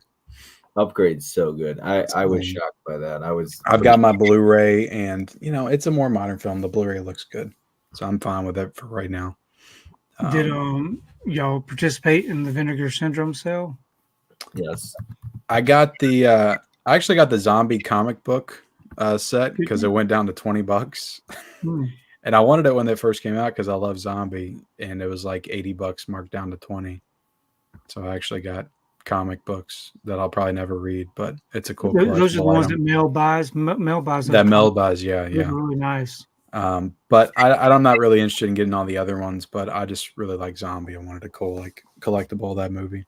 I watched the trailer for Devil Times 5 on the Vinegar Syndrome site. Mm-hmm. So I've got that one. I think I ordered that one because I think the numbers were down.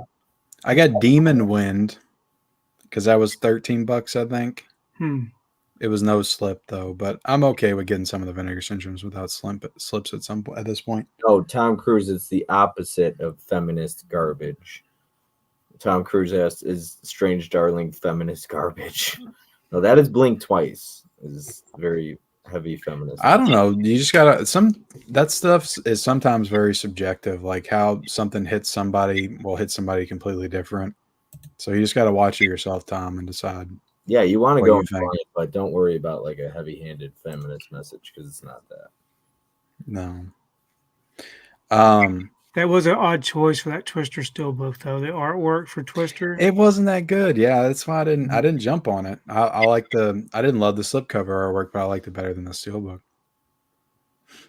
So it is what it is. You know what release I was looking forward to, but it's not. It's also not a collector's edition from Scream Factory. I know this movie gets a lot of hate, but I really liked it was Devil. And that's getting a 4K. I was a big fan of Devil. I like Devil. I think I don't know if I need it on 4K, but if it had a cool slip. Yeah, exactly. If it was a collector's edition, I just it bums me out because they don't motivate you to jump on that because it's like you can get it later on when it's cheaper. Years later. So you know what was crazy to me though, Ken, and maybe one of you two could explain this, or Tom Cruise, that RoboCop remake, it was their first 4K release that isn't a collector's edition that came with a slipcover, because like Devil, Upgrade, all those don't come with slips. Sorority, whatever, House or whatever, Slumber Party Massacre 2 and 3, or 1 and 2, none of those come with slips, but they put a slip on RoboCop, and it was just the weirdest choice because all of their non-collector's editions don't have slips, but RoboCop. So RoboCop remake said it was a non-collector's edition. Yeah, it's a I didn't even notice that. Pretty sure. Yeah, I didn't. I didn't get that movie. So that's sure. another one. I was like, all right, I'm good with that. I got it in the poster. I've been pretty cold on Scream Factory, Shout Factory releases this year. I haven't really been ordering a ton from them. Is it a collector's edition? Tony, you got it in. Can you check? Because on the front, I didn't think it said collector's edition, but maybe it is. I mean, at that point, it's like, well, what classifies it as a collector's edition? Yeah, Tony's going to have to check. Because, I mean, does it have new features that's different from the Blu-ray? I thought all their 4Ks or all their collector's editions put collector's edition on the slipcover, don't they? Yeah. They should. I mean, but there's also a weird thing. Did you notice there was a couple of Blu-ray releases that came out this year that had different things on the top? There's no mention of a collector's edition. Yeah, Blu-ray.com once again shows that with a collector's edition. See, once again, they're screwing up, Tony. I got to talk to Tom Cruise about the Blu-ray.com mods. Yeah, so they call that a collector's edition, but I don't think it is. And it has a slipcover, and none of their other 4K non-collector's editions do. Drives me nuts. I need to get in touch with Tom Cruise. So these two came out earlier this year. They say special edition on them. Jennifer Aiden Funeral Home. Special edition. And then Thinner came out the same month. It says collector's edition. Yeah, that has. So what's the difference between those? I got that collector's edition. That's what's driving me crazy. I'm pretty sure all their Scream Factory releases. And they're all Scream Factory. Yeah, I'm pretty sure they all say collector's edition if it's a collector's edition. But yeah, RoboCop does not. And I don't think it is. But Blu-ray.com shows it as a collector's edition. And you know what? If RoboCop 3 doesn't get announced on 4K this year, then I'm gonna, I don't know what, but because when I talked about RoboCop 2 coming to 4K in a video, and I complained that I was like, why would you release RoboCop 2 and not in the remake, but not 3, and like do some kind of bundle package? And everybody's like, RoboCop 3 is coming this year. It's already been the rumors out there, or it's been announced, or whatever, and it's coming. What are you hoping? I'm like, I haven't seen it anywhere. I'm like, what are y'all talking about? And I got like 5 or 6 comments about Ken's that. hoping that the slip on that is a limited edition slip, only available in the first person. Of course, Tom Cruise, but it says on Blu-ray.com collector's edition. I'm pretty sure it's not. But what are you guys hoping for on Thursday as Scream Factory announces their new like November lineup? Well, after that Mask 4K rumor, I haven't stopped thinking about that. So that's the only thing I hope they announce. I'm excited for Hush though. That one's probably coming for sure. We've seen the artwork and everything. So, but I'm really excited for that. I hope he, I don't know like what's his rights deals with his other movies on Netflix, but I hope he gets Gerald's Game and they do a nice collector's edition of that movie from Scream Factory. That would be Midnight cool. Mass is one that I want to have. Yeah, I would love that'd be real cool if like Second Sight did a nice edition of that movie. That'd be freaking awesome. But Netflix is so stupid. It's like they got all these original shows. Like if they had their own physical media, like boutique store, like A24 does or something. Oh yeah, they would make a lot of money. They make a shit ton of money. Just like doing the big stuff, like Midnight Mass, nice collector's edition, Stranger Things, and all that. So Planet Mondo, he was featured on The Disconnected on Thursday, I believe. So Mondo. What's up, buddy? And speaking of Planet Mondo, he's the one that did the artwork for the Midlevolution shirt. He did. Yeah, Mondo's the man. And I wear the shirt every day. Is that still available, Tony? Can I buy that? It's still available on the shop. Still got the show? You still got the shop open? Yep. Did you promote the shop tonight? I bought 2 shirts. Did you promote the shop? Because we're coming back. We're doing 3 streams a month now. Bob's hosting 2 and Tony's hosting 1. Yeah, and one of those is going to be the one of those is going to be a game night. It's going to be the round table. One of those is going to be the round table. Tony's going to host the round table. Don't even know where I'd fit that in. But it's just going to be us. So just us. Tom Cruise can come to one of them. Yeah, he's going. I think it would be cool to have Tom on to talk about like risky business on 4K or something. Yeah, I just don't know about the language situation. Yeah, it's weird how foul his language is. I didn't see Tom as that type. You didn't ever hear the video where he was cheering out his crew? Did he use a lot of F words? During the pandemic? Yeah, I heard it, but I didn't remember if he cussed or not. I just remember he was very mad. It wasn't like Christian Bale's meltdown, Terminator Salvation. I did want to bring up another Arrow video release, the Mexico trilogy. Oh, yeah. I thought it was a really cool release. And it does make sense that the other 2 aren't on 4K. I know people were complaining about that. But it's a really nice sled. I did not. But Desperado is stunning on 4K. Like it looked excellent. So I'm a big fan of this set. All the special. Each movie's got a like lengthy interview with Robert Rodriguez. So it's a cool set. Really cool set. Nice. I need From Dusk Till Dawn on 4K.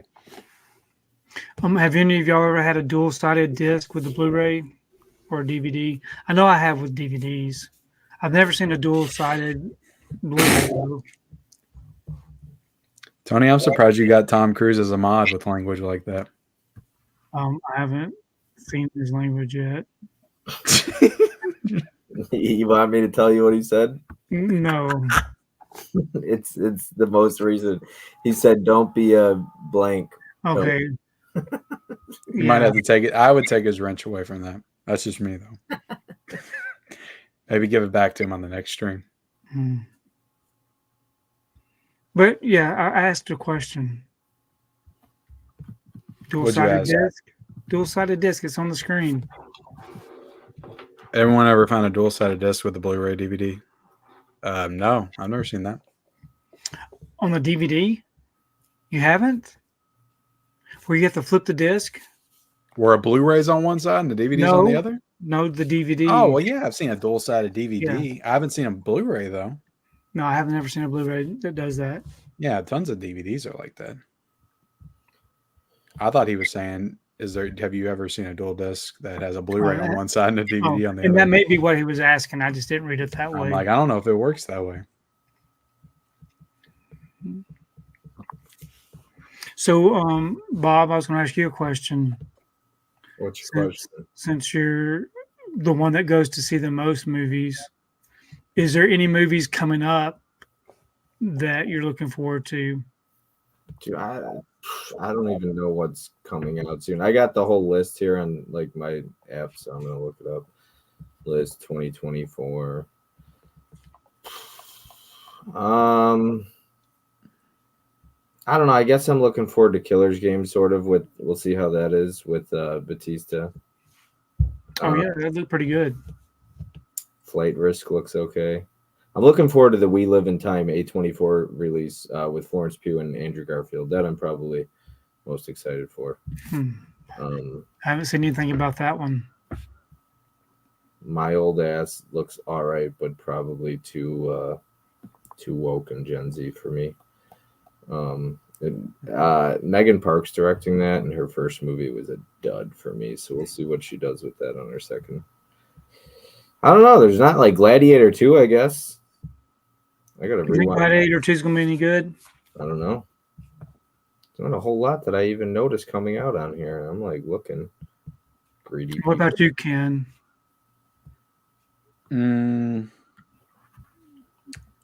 Joker 2? I'm looking forward to Joker 2. Yep, I'm hoping that's gonna be good. What's coming out this month? It's like I think it's like an independent film, and it's directed by the same woman that did Revenge, Coralie Fargeet, and it's her first film since Revenge, and it's got Demi Moore in it.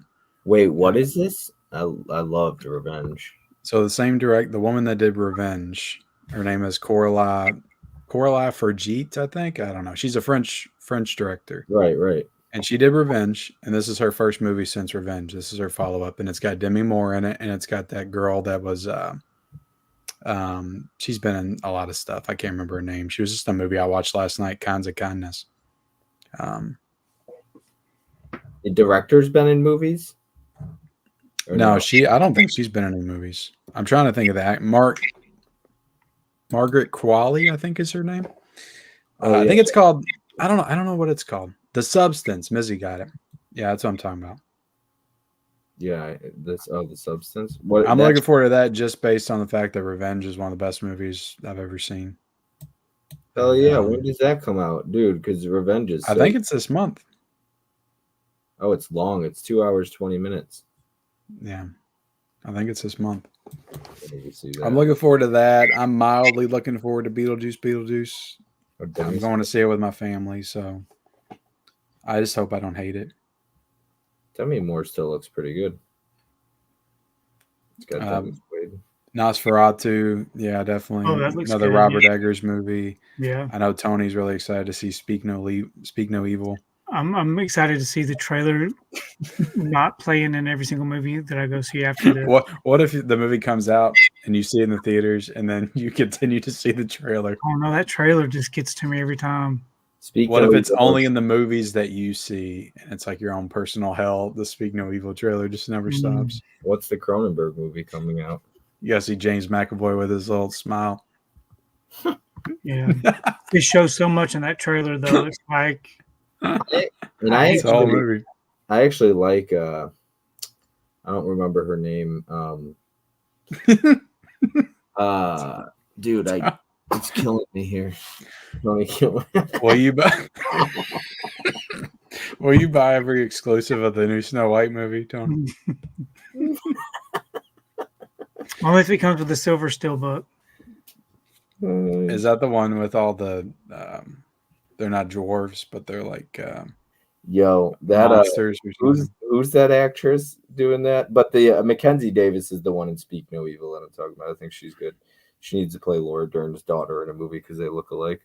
But she's great in everything. Snow White movie, That's Yeah, Snow White will be really good. what's her name from Hunger Games?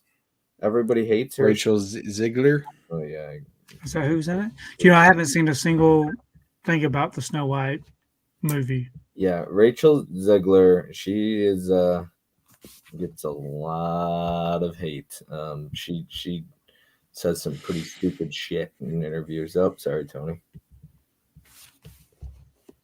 Tony, what are some movies that you really enjoyed this year so far?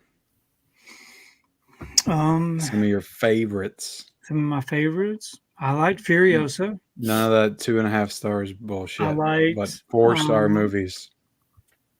Kingdom of the Planet of the Apes was okay to me. Someone said, That's pretty you mean Deadly Spooky said, you mean Latina Snow White and the CGI dwarfs?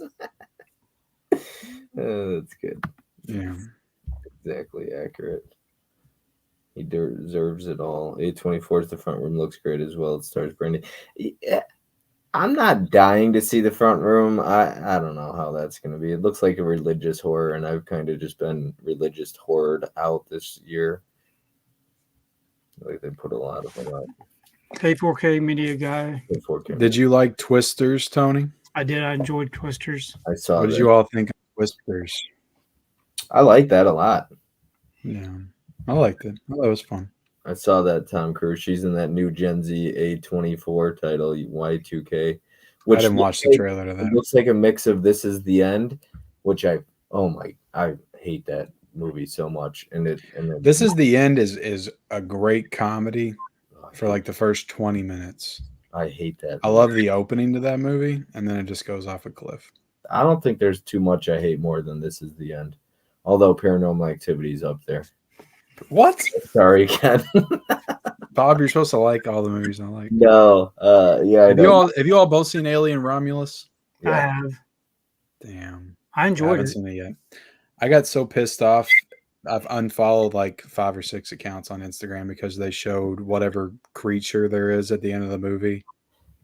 Whatever like big thing that happens at the end, they showed the thing, like they were showing like behind the scenes footage on their Instagram pages. Yeah, I hate it when people do that. And I told them to go F themselves and really, them. A movie like Alien, yeah. I mean, because that's not in the trailer at all. They don't show that. So I don't think they do, at least. So, but I tell Mizzy all the time because he loves trailers. He loves watching all that stuff. And I got somebody in the comment section who's like, "Well, you've had 2 weeks to see it." I'm like, Mizzy loves to read up on it before it comes out, watch interviews, and I always tell him, "Don't tell me anything about it because I want to go in as blind as possible. I don't even want to know if you liked it. I just want to see it on my own without even hearing if you're a fan." Yeah, my brother-in-law does the same thing. He likes to read up everything about the movie, and then he won't even go see the movie. Yeah, and so he wants to tell you what happens in the movie. Mizzy will say he doesn't like spoilers, but I'm like, but you read up on it all the time. I'm like, you're gonna get spoiled. You're gonna read something or it's even if it's not a spoiler, it's gonna tell you too much. Like I don't even want to know the story. Most of the time, that's why I walk into movies about 25 minutes after the showing because then the trailers are done and that Nicole Kidman who needs to stop with her stupid AMC stuff. She's talking and that's when I know I'm good to see the movie because there's no more trailers. But my God, Nicole Kidman, I'm so sick and tired of seeing her beforehand talking about this is the place we go to make memories or whatever. I'm like, shut up. See, I don't go to an AMC, so I have to deal with that. My buddy has a shirt and I go to Cinemark. That away. See, we don't have Cinemarks. Yeah, I've got one AMC, and I don't have any Regals anymore. We used to have Regals back then. Yeah, we don't have Regal anymore either. Yeah. And no, Tom, I didn't tell the director to go F himself. But if he posted that on his Instagram, then I just won't see the movie or support it. Tom was pissed somebody farted on set once. What happened there? There's reading that. Tom Cruise says, I'm sick of Nicole as well. I'm done paying her child support. What? Oh, yeah, I forgot. Y'all bringing up a sore subject. Talking about Nicole in front of Tom. I really hate that movie, Eyes Wide Shut. I think it's a horrible movie. Yeah, Neon's got some really good, have been doing some really good releases. Decal? Yeah, Decal. I'm excited to see Cuckoo. I haven't seen that yet. I didn't care for it much. It's Y'all just didn't care okay. like Cuckoo. Did you all like Love Lies Bleeding? I did. I enjoyed Because that. I one. really liked this movie a lot. I think it got a little too up its own ass weird towards the end, but I still really was enjoyed the weird. movie. It got weird, but it was really good. It was good. Yeah, I like this one a lot. This was like it's like a Western, like noir, like crime thriller. It was just a lot of different things. I liked it. Cuckoo's too repetitive. It just keeps repeating. Like it's just too repetitive. But it's got Dan Stevens in it. Yeah, I know. He plays a different character in every movie. That guy's got range. From that, he's been in like 3 movies this year because he was in Abigail and then he was in something else on top of Godzilla X Kong: The New Empire. He was in Godzilla X Kong. Yeah, he's in 3 big movies. I don't know. Cuckoo's big, but he was in 2. Yeah, 3 Abigail and Cuckoo didn't make anything. No, but there are 3 theatrical releases, is what I mean. So he was in a lot of stuff. What'd you think of Godzilla X Kong, Tony? I didn't care much for it. It was fair. probably the weakest of all of them, but I just left it in chat. Someone farted during the take and Tony, he you flipped. get to keep up with the chat when I'm, it's hard to keep up with it. So you get to read ahead because I don't have to worry about everything else you're doing. So when I'm a guest, it's very easy to keep up with the chat. And I just reading Deadly Spooky and Tom Cruise talking about people farting. Dingo Boy said Nicole Kidman hasn't done good movies since BMX Bandits.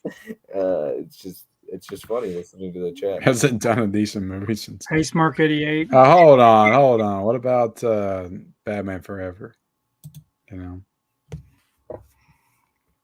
There's a lot of good Nicole Kidman films. Yeah, I can't even contribute to the chat because Tony blocked me. Tom Cruise said, "Yeah." No, you've been chatting. Not a while ago. Did you all see the Nicole Kidman movie on Netflix, A Family Affair? I have not. So my wife and I watched a bunch of Netflix trash. I can tell you all some movies to stay away from if y'all don't. If you guys want me to. Atlas with Jennifer Lopez.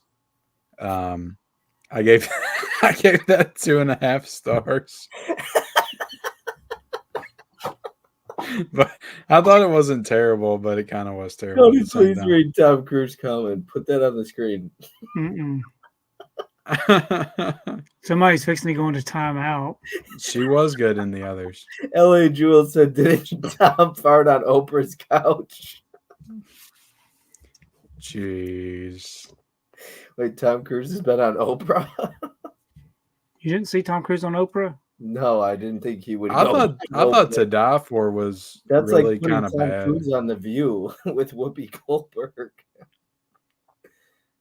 Did you all see To Die For? I did. Nope, I thought that movie was kind of bad.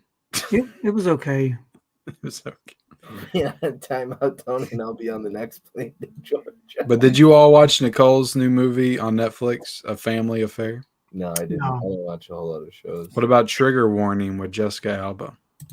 No, I heard haven't that. seen very many Netflix. This movies. was the year of aging actresses and their Netflix movie vehicles taking off. Jessica Alba. I'm more of a TV series on Netflix. Oh, Katie Holmes was not anything special. Tom Cruise. Katie Holmes had a new movie on Netflix as well. She was Well, I saw Katie Holmes in a movie recently. not special. Oh, I got a good one. I don't remember where. Challengers. Did you all see Challengers? I did. What'd you think of that, Tony? I'm curious to think what you would think. It was okay. It wasn't anything special for me.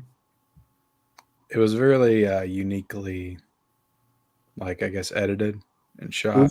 Who's Tom Cruise married to nowadays? I liked how visceral they made tennis.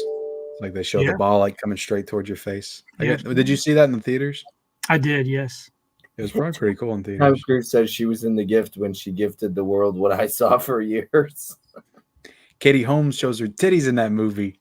The Gift with the one with Joel Edgerton?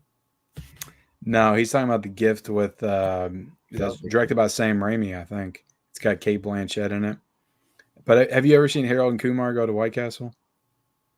Tom farted doing the Matt Laura interview. Tony didn't know that. Oh.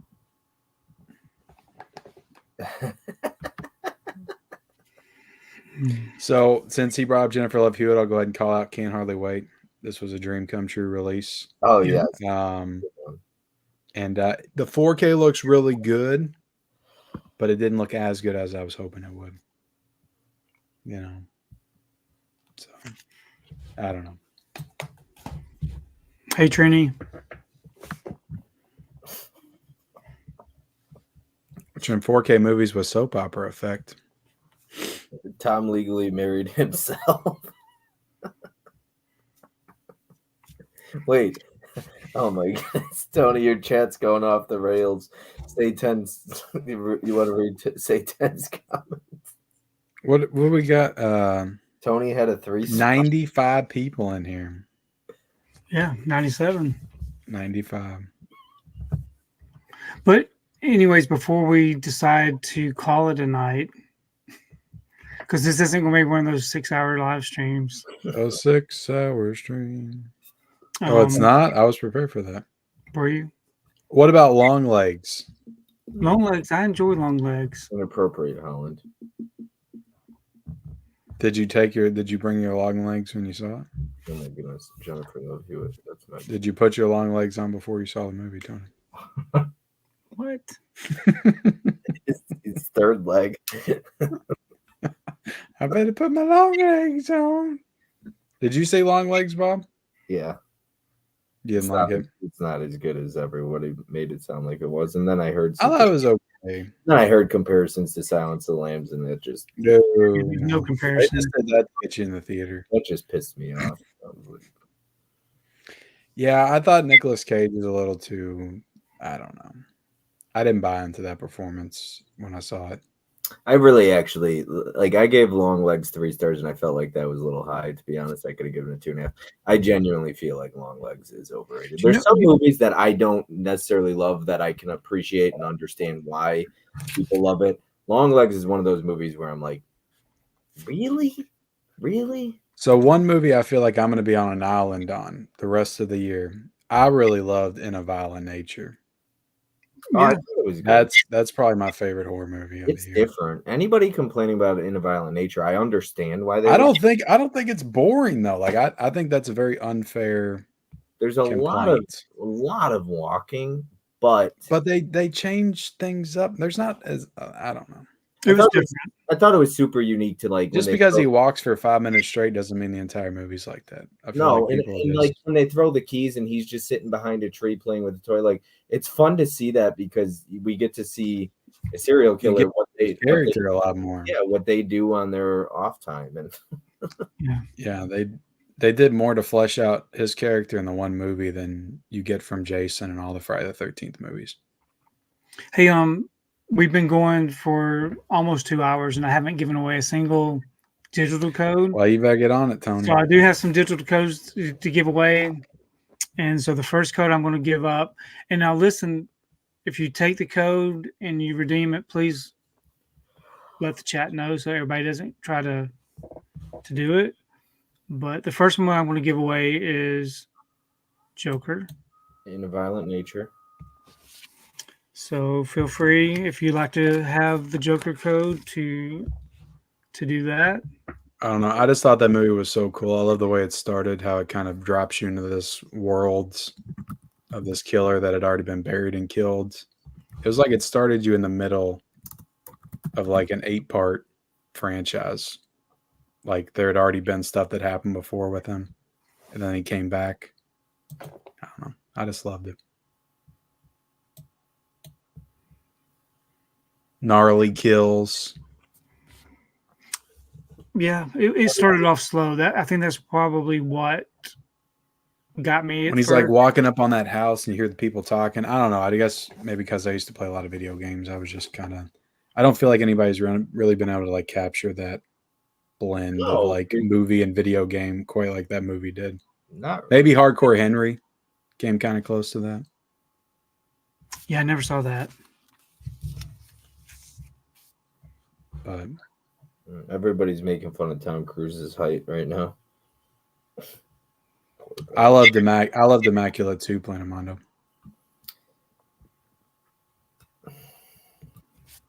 I did. Hall and Oates liked Immaculate, but he did not like Omen. Oh wow. Wow, that's surprising. And in the end, they blatantly ripped off, Possession, where she gives birth in the street. Oh jeez, I didn't see that either. Possession or Possessor. You gotta up your possession watches. Yeah, I guess so. You gotta watch Possession, Amityville 2, The Possession. Hey, I'm 5'7", so that's I don't mean to get into this because I'm 5'10". Like this was like the second date I went on with my ex, and she pulled out it because I told her I was 5'10". She pulled out a measuring tape, and she's like, "I don't believe you're 5'10". Pulled out a measuring tape. I was like 5'9 3/4 is what I came out to. So I just say 5'10". But women who pick on men, I get it. You're not attracted to short men. It is what it is. But women who pick on men and say like, "Oh, he has to be over 5'9" or 6 feet or something like that," it's like, it's just so shitty. It's a shitty thing to do because men can't control their height, just like women can't control breast size unless you get a plastic, boob job. Yeah, I was gonna say women can't control breast size.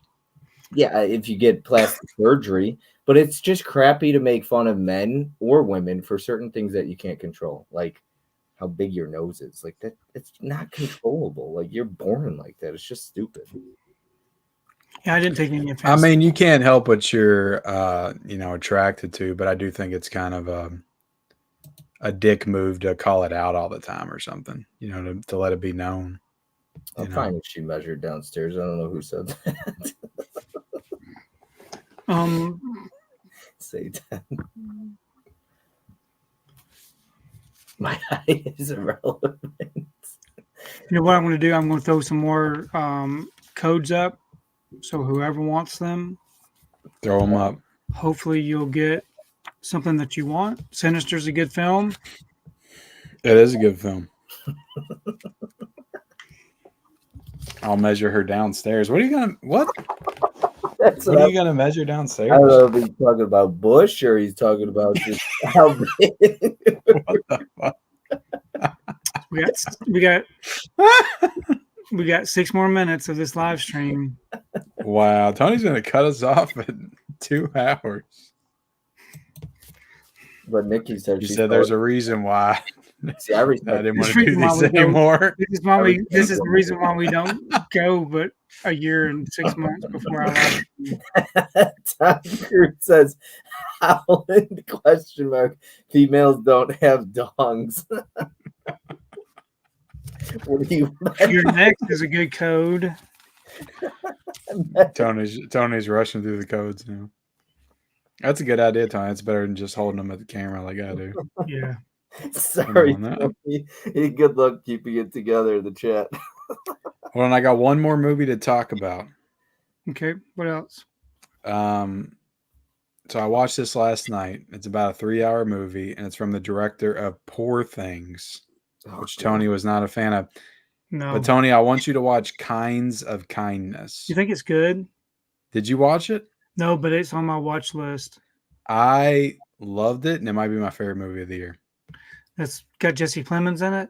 Jesse Plemons is awesome and everything, and he's great in that movie. But what the movie is, do you like horror anthologies? Yeah. That's what this movie is. Okay, it's an artistic horror anthology. The segments kind of remind you of like the Twilight Zone or Black Mirror. I mean, it's in that like Yorgos style. Did you like Killing of a Sacred Deer? I did, yes. So it's more in line with that version of Yorgos than it is Poor Things. I saw The Lobster. The favorite is my only film by him that I've seen, The Lobster, and it's made me never want to watch it. The Lobster I was lukewarm on when I first watched it, but I like it more now. Killing of a Sacred Deer might be my favorite from him, but I don't know. I like Kinds of Kindness a lot because it's almost 3 hours, but because it's 3 different stories, it keeps you engaged because they keep changing things up. And in every story, you have Jesse Plemons and Emma Stone. They're just playing different roles, but they're in every single one. And Willem Dafoe. But I loved it. I'll be curious to see what you think about it. Yeah, I'll probably try to watch it tomorrow. It's on. Yeah, it's on Hulu. Hulu. I don't know. I don't remember how long Poor Things was. Was Poor Things also like 2 hours and 45 minutes? It was too long for me, that's for sure. That was my least favorite of his movies. I didn't hate it, but that's my least favorite.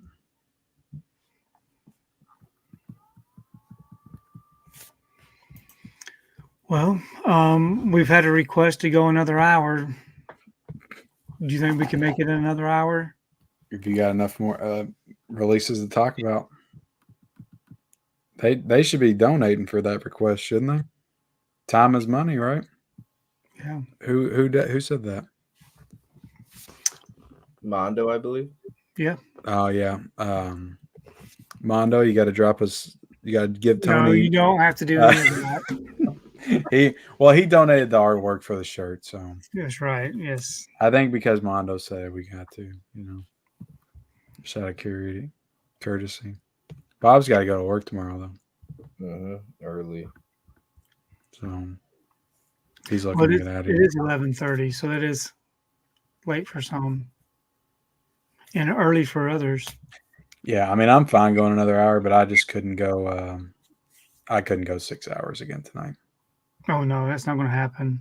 My wife would be upset because they're all home tomorrow. So if I slept all day, I'd be in trouble. Last time we did it, they were all at work and school the next day. Yeah. Mondo says he was just joking. He doesn't want to send a super chat.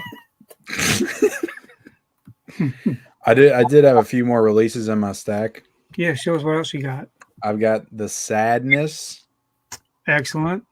I really like this movie a lot. I do too. Son of a I thought it was you great. got that, you lucky dog. Oh, I jumped on this quick. Like this Shutter line, like it goes fast. You got to jump on them like immediately. Yeah. I got the one that just came out, but I don't have Brooklyn 45. You don't? I didn't end up getting that.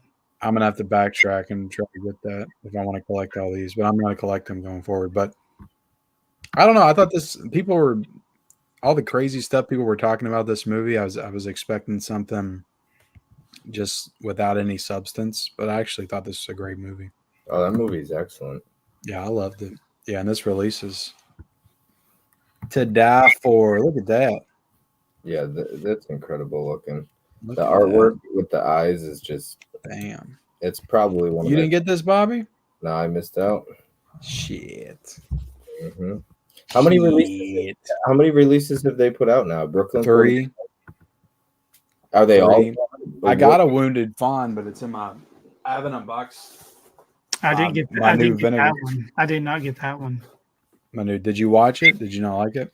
I didn't get it. I missed out on it. They didn't announce any new ones. Those go freaking quick. Yeah, they didn't announce any new ones today. No, I go straight to the partner labels and check like immediately.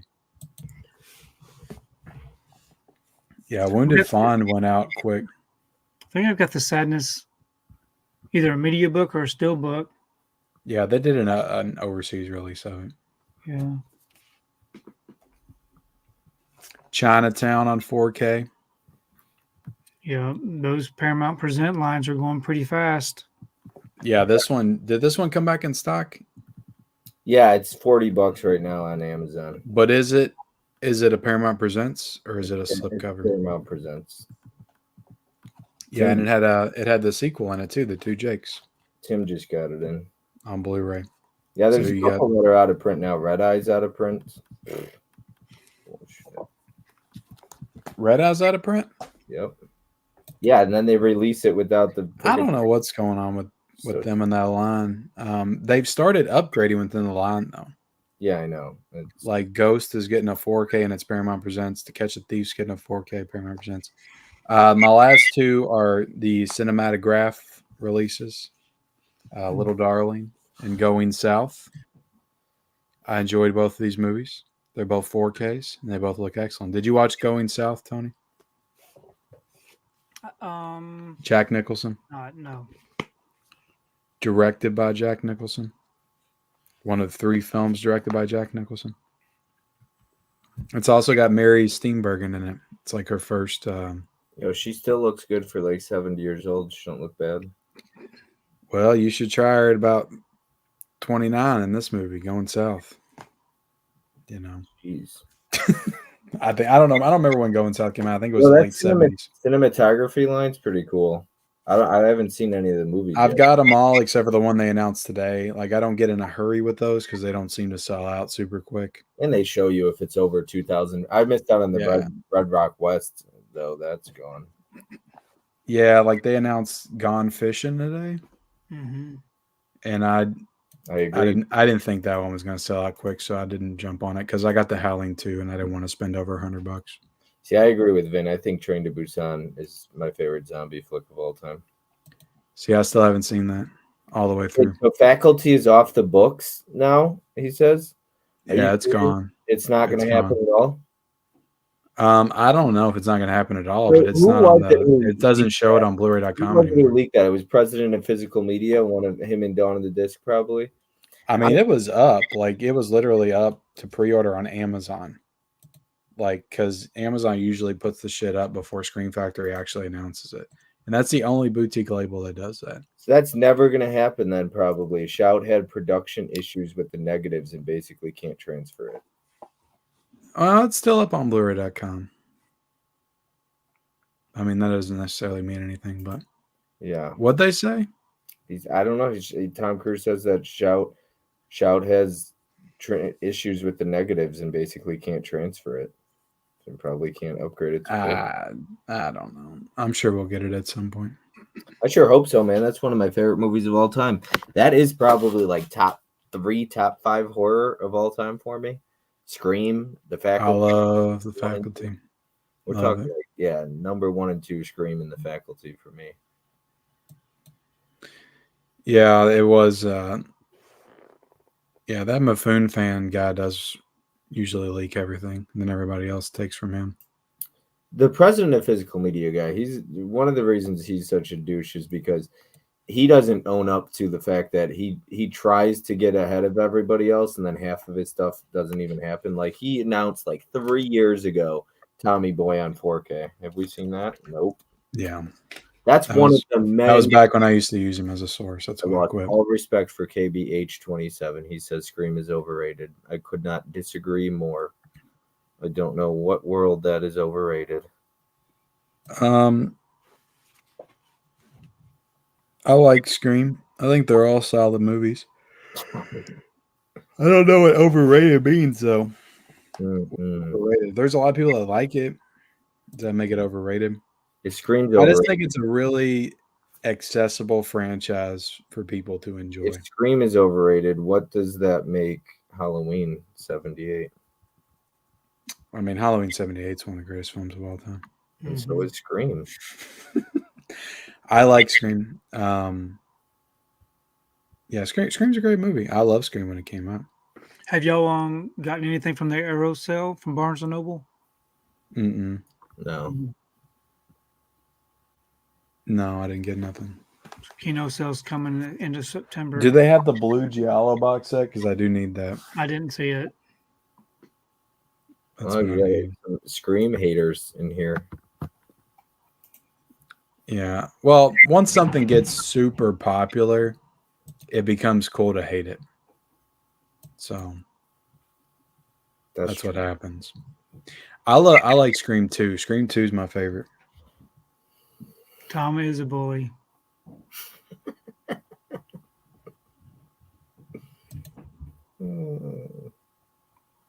Is Tom Cruise a Mifune fan? How do you pronounce his name? Do you think Halloween's overrated, Bob? No, I don't. I think that. So my thing with the Halloween 78, almost like Star Wars, it's got cult followers that are really, really toxic and nasty. But Halloween 78 is excellent. I love it. It's my favorite in the Halloween franchise. But people tend to forget every horror movie that came before it. Texas Chainsaw Massacre came before it. Alice Sweet Alice, I don't like it, but it came before it. Black Christmas came before it. And I hear a lot of people call Halloween the first ever slasher. and it's Yeah. the greatest horror movie of all time, blah, blah, blah, yada, yada, yada. The list goes on. And I'm like, did you forget about like Texas Chainsaw Massacre, or the 60s had some horror movies as well? Like, it's definitely not the first slasher, not even close to being the first slasher. It's not even my favorite. Well, it probably is my favorite. But would you agree it's the first slasher that took it to that level and did it as well as that movie does it? I have a friend that says Friday the 13th is the first slasher because what he views as slasher is something like characters exist only to be killed off. Friday the 13th made it popular. Yeah, Sure. I agree. See, what if Texas Chainsaw Massacre isn't a slasher? So Ellis, Sweet Ellis, though, still The Hills Have Eyes. I mean, I don't know. I mean, I like The Hills Have Eyes, probably the original. I don't. What year did Prom Night come out? Prom Night? That was the After Halloween. 1980, I think. Yeah, Jamie Lee Curtis was a star by the time that came out. Yeah, I like that one. Yeah, that was pretty good. The remake is completely different. I haven't seen the remake. So why do people not consider TCM a slasher? That's I've still never really understood that argument. And I don't agree that Hills Have Eyes isn't. I don't know what people classify as a slasher. It gets so nitty gritty. That's my biggest gripe with like. So I'm a horror fan through and through, but the massive horror fans can get really, really negative about it, and they get really like cult aspect. And horror fans as a bunch, like the group, especially on social media, can get like become bullies. I just want an explanation of why TCM is not a slasher. Like, what makes it not a slasher? There's multiple people killed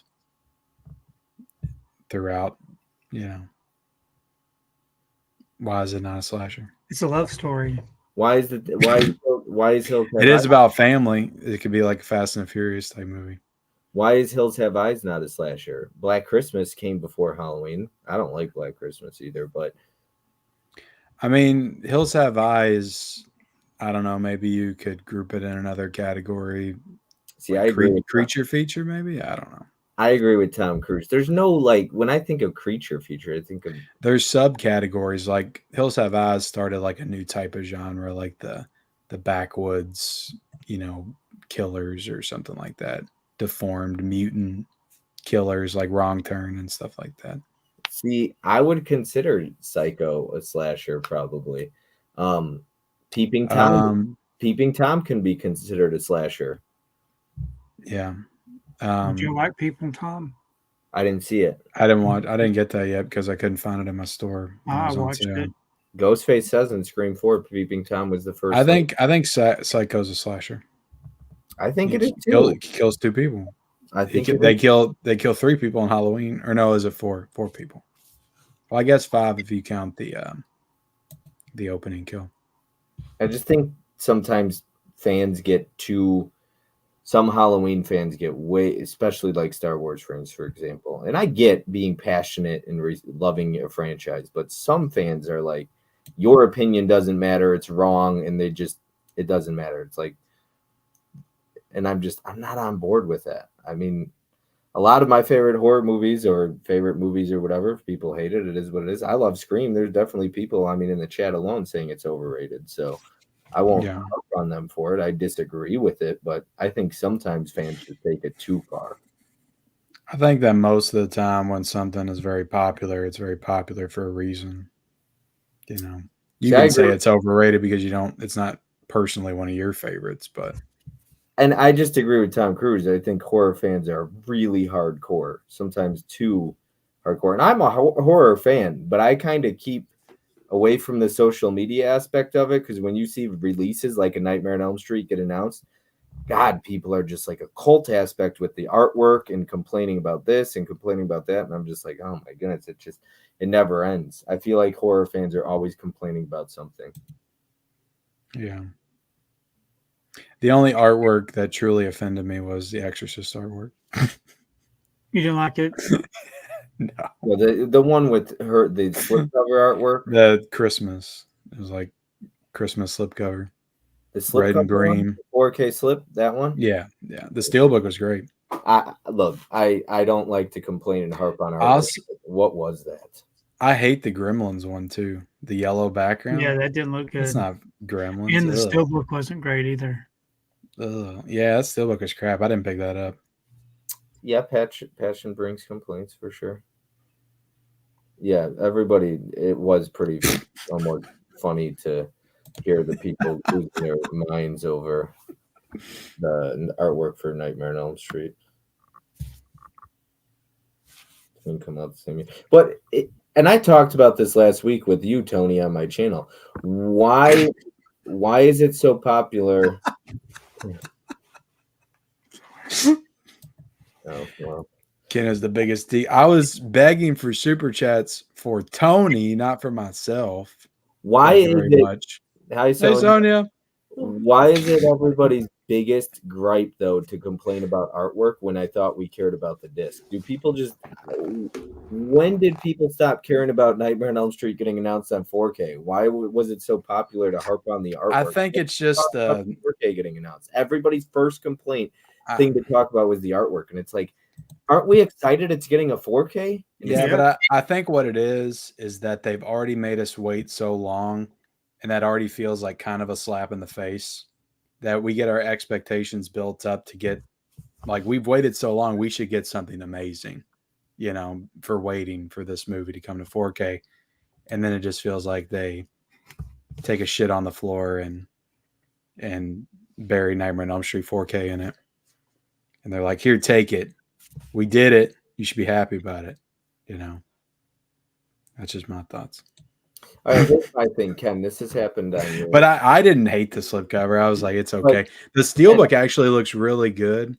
Like when I saw it on Groove and the way that it looked, I was a lot more happy about it. It made it better in person. Ken, a while back on your when you did your audits, you pulled out the Friday the 13th Steelbook. And yeah, I've heard you bring that up before. Michelle called you out and she's like, "Are you?" And you were like, "It's got a new quote on the back." And she said, "It's just going to sit on the shelf." And you were like, "Yeah, it is, but I need to have it." Yeah. So all of the stuff that we buy, look at Tony's shelf, look at your shelf. Most of it sits inside the shelf with the spine showing. So people complaining might not even pull that artwork off even once throughout the course of the year. Maybe once. Are they looking at it? Are they displaying it like face up, facing you?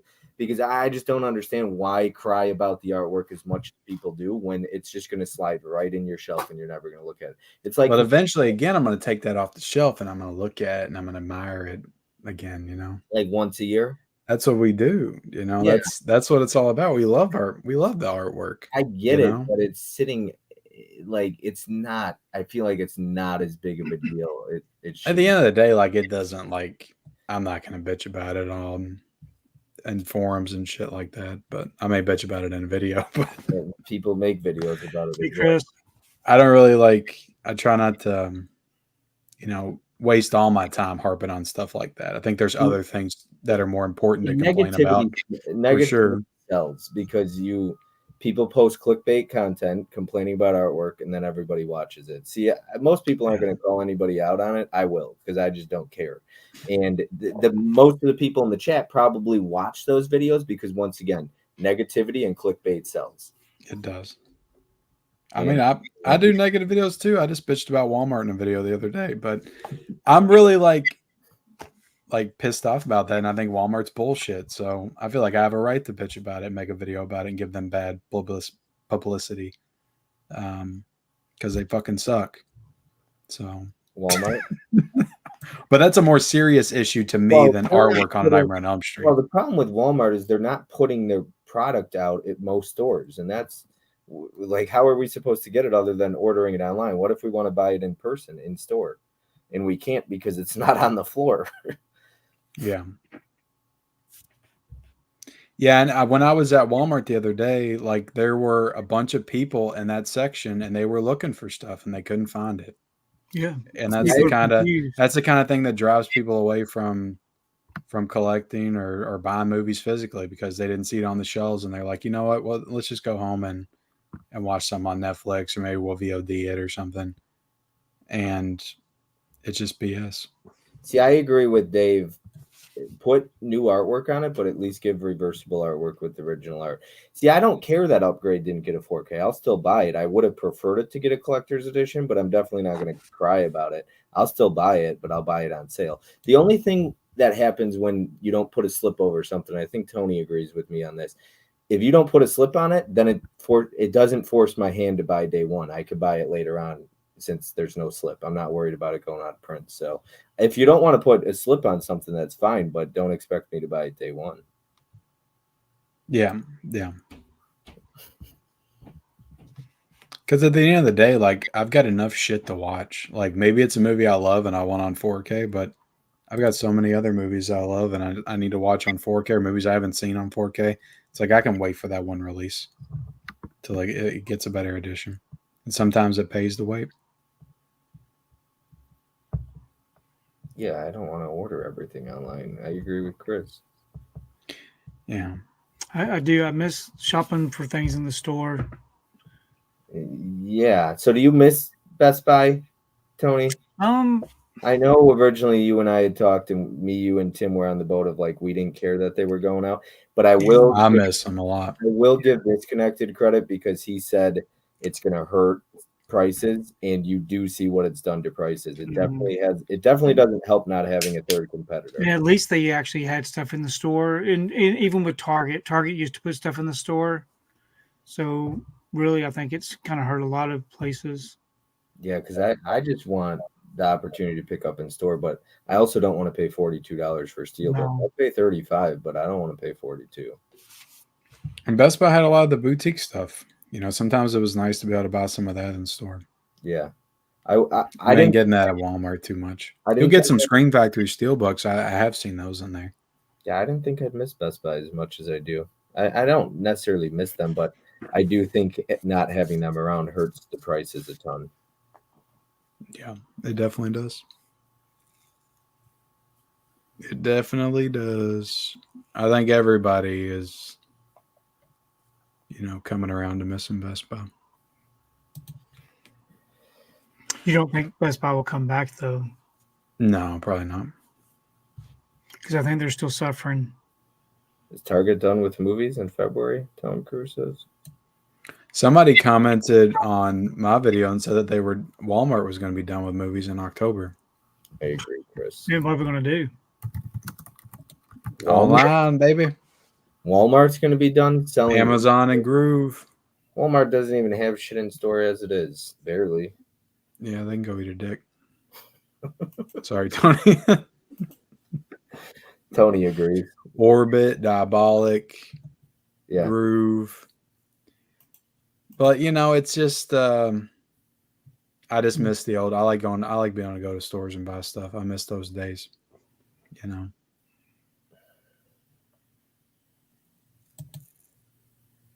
Look at Bob. It's the thrill of the hunt. Chat room. Well, I got to keep up with the chat because we're not. I don't know. I got so many great Blu-rays that are super expensive now on Amazon. At just browsing the Best Buy aisles back in the day for $7 or $8. Yeah. With slipcovers. Jeez, I've come to a Walmart in 6 years. Holy cow. Yeah, just finding stuff, getting those good deals, in person. Tony, I don't want to hijack your chat, so I choose to comment in the chat. No, but you weren't allowed to chat a while ago. I am now because I didn't do anything. You unblocked me. I didn't do anything, I promise. But that doesn't mean I won't. I do agree too. The nice thing about shopping in stores is you get to pick, if there's 6 slipcovers, you can look for the best one. Yeah, I miss those days of shopping at Best Buy with 12 aisles of physical media back when they first opened in our area. Yeah. We have all kinds of stuff. Yeah, I feel like I got, super into this stuff at the very tail end of that. So I got maybe a good solid year and a half. Because I didn't go to Best Buy probably prior to 2016. I got everything at Walmart, Target, Myers. Best Buy wasn't really on my radar. Are y'all gonna get the Friday the 13th video game? What? No, it's the Texas Chainsaw Massacre video game that's coming to 4K or coming. Well, it's I guess Friday the 13th is getting a 4K video game now. They're upgrading it. I know that the Texas Chainsaw one comes with a movie also. It comes with. I didn't see Friday the 13th. I know when Did they mean Texas Chainsaw Massacre? When Ken posted that video, Mizzy asked me, he's like, "Is Texas Chainsaw Massacre getting a new Steelbook?" I was like, "No, Ken's posting clickbait stuff." Yeah. He saw your video, and I was like, "No, that's legit. That's legit. Yeah, but it's not like the movie. That's the video game, and the art cards are video game characters. But the movie's in there, though. I haven't The been back movie to is Best Buy either. Yeah, the movie's in there. I was just pointing out how Best Buy are a bunch of hypocrites. Circuit City. And they're going to find a way to release movies again without releasing movies. Have y'all checked out Terminator Zero? No, I thought about asking my son if he wanted to watch it because he likes that anime stuff. And I'm not really into anime at all, but I like Terminator. So I might try to watch some of it.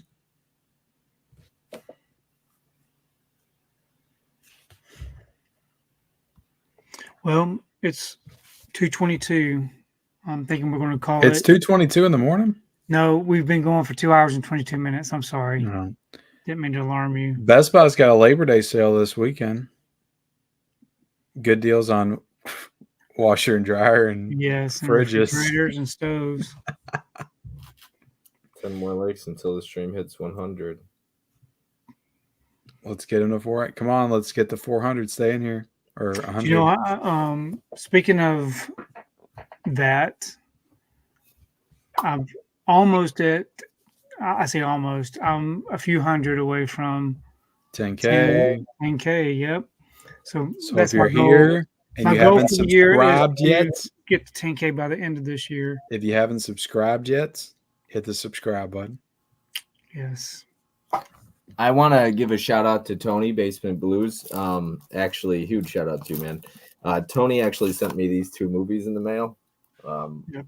Those are movies I do not. I could have sent you one of those. He's got another one waiting to come over. You got multiple, Tony. And the funny thing about Rape is a Circle is he called you me. Got another dick shark waiting to come? Would you like Rape is a Circle? And I said, no, Tony, I'm good. I'll pass. And what happens? I end up opening a box and it's in there. Even though I told him no. So does anybody want the Fog City Steelbook or Killer Goats? Because I got both of those. I'm sure somebody would. I'm going to have to give those away at some point. But nobody really jumped up and down about those digital codes. So I don't know if anybody cares for those or not. I don't think, because I'm sure somebody snatched them. I mean, You're Next. That's a good one. And what about Kingdom of the Planet of the Apes? That's a brand new release. Oh yeah, that goes for like $10 if you sell it. We got a bunch of bougie collectors though in the chat right now. They already bought Your Next second sight. They don't want that digital code. Yeah, but did it come with a code? No. No, it didn't. You're right about that. Thanks, Mizzy. You are right about that. Store. Dick Shark is a classic. My wallet doesn't miss Best Buy. LA Joel wants Killer Goats. Well, I'm selling it for $300. Jeff said he'll take Your Next if you put it back up. Somebody might already got it. They may have, but we'll see.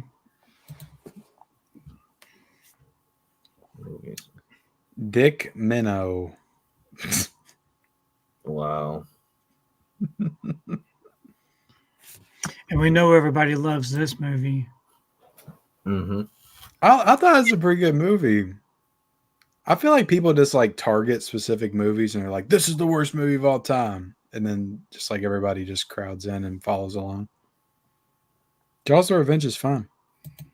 It's an okay movie. You like Texas Chainsaw? 2013. The one that they did in 3D. Yeah, I like that. Yeah, I liked it. I liked how it ties into the first one. Mm-hmm. And I thought it was pretty cool. I don't know. And they turn Leatherface into like an anti-hero by the end. Like he's kind of a good guy. So I thought it was pretty cool. That's just me though. Maybe I just like shitty movies. Maybe I've been watching too many Vinegar Syndrome releases. It skewed my perception of movies. Do you have big plans for Labor Day? Nope. I'm gonna try not to wear white. After Labor Day. Well, I can't wear white until after Labor Day, right? You're Or I'm not supposed to wear it after Labor Day. That's what it is. All right, so tomorrow I'll wear white. I'll wear white. Last story about from I forget. So lately I've been buying from Sloppy Seconds, but it's been a while since I've actually made a purchase from them. You're not into the bootleg game anymore? Not that I'm not into it, but the last couple that I bought actually got a physical media release. So I'm thinking if I just hold off, maybe I'll get more. And I really liked the packaging and the disc art that they did at Stinky Tuna. Yeah. But Sloppy Seconds doesn't do very good with their packaging or their disc art.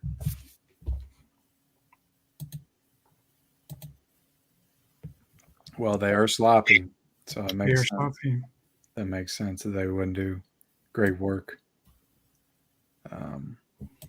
LA Jules is called Dick Minnow.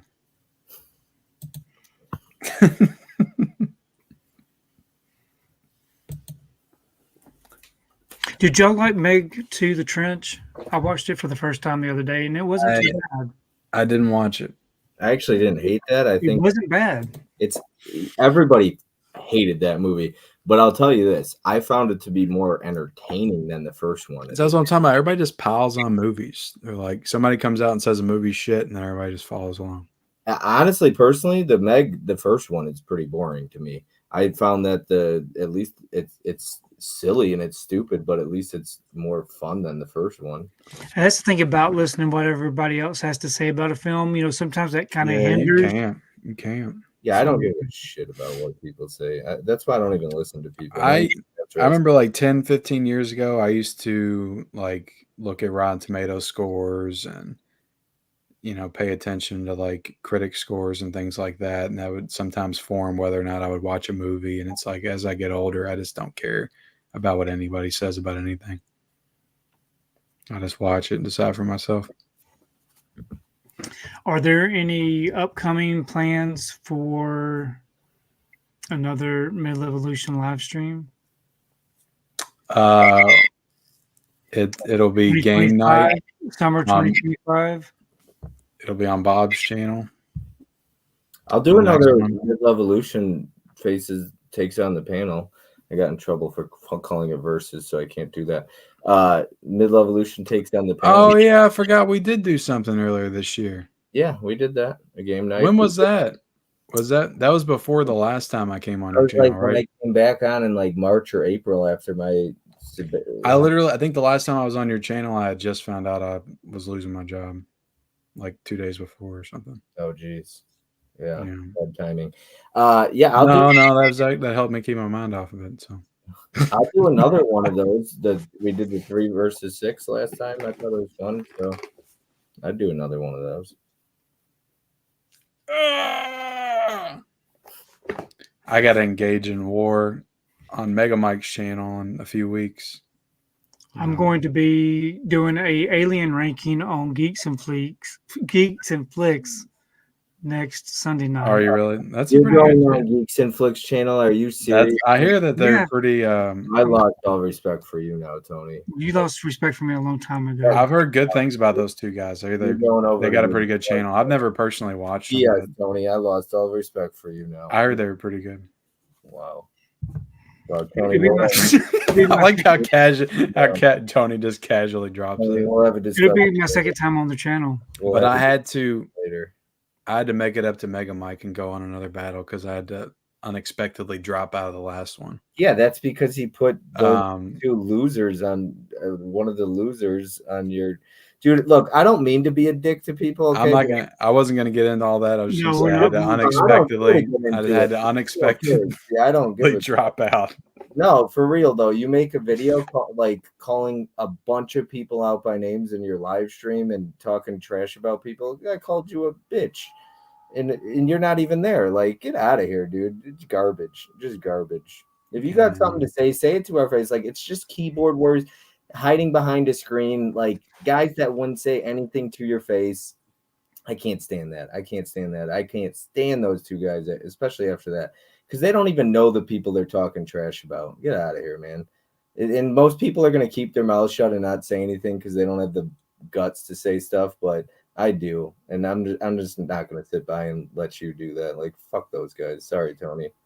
Yeah, But it's all residual hate from me. So make sure you let me on y'all there. don't take any offense. I'd like to say to them. But anything else you got going on, Bob? No, you just pissed me off, Tony.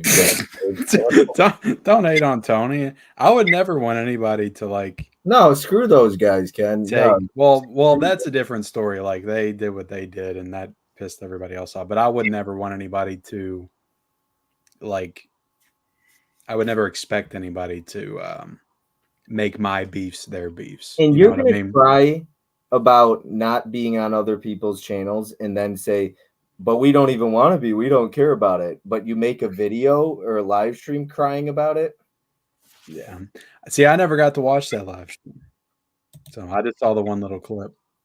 Yeah, and I was on another live stream that evening. I didn't see it either. I think they take it down. The problem with what's that bitch's name, Ken? Nate or I Alex? don't want to get into it. No. But We're on Tony's channel, you know. it's okay. Tony don't mind. He's like a jealous ex-girlfriend. He's always talking about Ken and how he misses him and all this stuff. And how straight up, he's like a jealous ex-girlfriend that never got over her for years or whatever. Yeah, thank you, Mel, for making that clip. I Jealous appreciate that. boyfriend or whatever. It's ridiculous. Like, my wife is in the chat laughing. She's out there. She's creeping in the chat. Sorry, Michelle, but that guy pisses me off. Seriously, it's ridiculous, dude. She heard jealous ex-girlfriend and she popped in. Yeah. But no, move on, dude. It's been years. How long ago did you do a podcast with him? 4 years. Okay, it's been 4 Literally years. 4 years. It's time to move on. All right, it's time to move on. Just because Ken went and blew up and got 30K subs and you're still sitting at 500, it's time to move on, dude. It's time. I don't have 30K. All right, close enough. It's time to move on. Get over it. Sorry, Tony. I don't know, man. Some people some people just like to hate on me. I don't know what it is. I can't explain it. The one that got away. You gotta have thick skin. You're still jealous of Michelle. Yeah, I got to. It's hard to I mean, anybody that's on YouTube, it's, you know, you look at comments and stuff will bother you, but you just gotta push ahead. You gotta focus on the people that are watching, that are enjoying your stuff and may not comment all the time, because there's a lot of those people out there that don't engage in all the negative stuff and don't like to get involved in all that. They just like watching you and enjoy watching your stuff. Yeah. So you just got to focus on them. Don't dwell on the 5 or 6 or 7 or 10 assholes that say the same shit, like Culture Trini, you know. Yeah. It sucks. Yeah. Well, I thought me and Culture used to be cool back in the day, and then all of a sudden he just turned on me too. That's just what happens. People just turn on you. And I'm like, what did I do? But it happens all the time. People will be like regular commenters, and then all of a sudden they'll say something just like completely shitty. And I'm like, fuck, where'd this come Patrick from? said add Steelbook Obsessed to the live stream revolution. I don't know if that's a good or bad thing, but Steelbook Obsessed is I'm a big fan of his content. He gets he gets a lot of stuff and stuff like that, but I like Steelbook Obsessed. I like the way he collects. Jake's a great guy. He is, man. I had the privilege of meeting him twice now, and he's what you see is what you get with him. I've always had good things to say about Jake over at Steelbook Obsessed, man. Just a good dude. Some people like all the chaos and the drama. For example, Tom Cruise. Tom's one of those people. Some You people know, just eat that stuff up. he's a troll that hides behind a fake username. We know you're not Tom Cruise, okay? You can cut the shit. All right, stop the charade. Dave, you pissed him off, Ken. It's like, oh, Culture says I'm his boy now. Thank you, Culture. I wasn't sure. I don't know. I try to be myself and give my honest opinions, and people just shit on you. I know Bob does it too. Bob will fucking put his entire heart and soul out there, and people just be like, "Fuck you and your opinions." I think you have a lot of fans, though, Ken. A lot of sure. That's what you try to focus on the most, right? But it's always hard. Those few assholes that just get in your head. Negative comments usually stick out more than the positive ones. Unfortunately, it sucks. But I like people that I talk to behind your back, Ken. I feel like it's always positive stuff.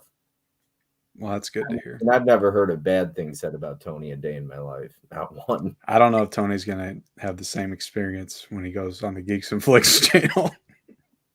No, probably not. But I try to accommodate everybody. Yeah, I got a problem with those dudes, but I'll be done now because I've already said enough. He's gonna talk to you after the stream, Tony. Yeah, there's a lot to say, but I just want you to know that I don't care. I know. It's not a big deal. I don't care. Bob wants to go on their channel. That's fine with me. No, I would never. I would love to see it.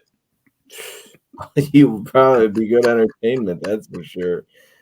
Man, I'd have a lot to say. Well, anyways, I think we're going to go ahead and call it a night. I appreciate everybody showing up. I'm sorry, Tony. We will do this again in the future. Don't know when, but it'll be on somebody else's channel next time.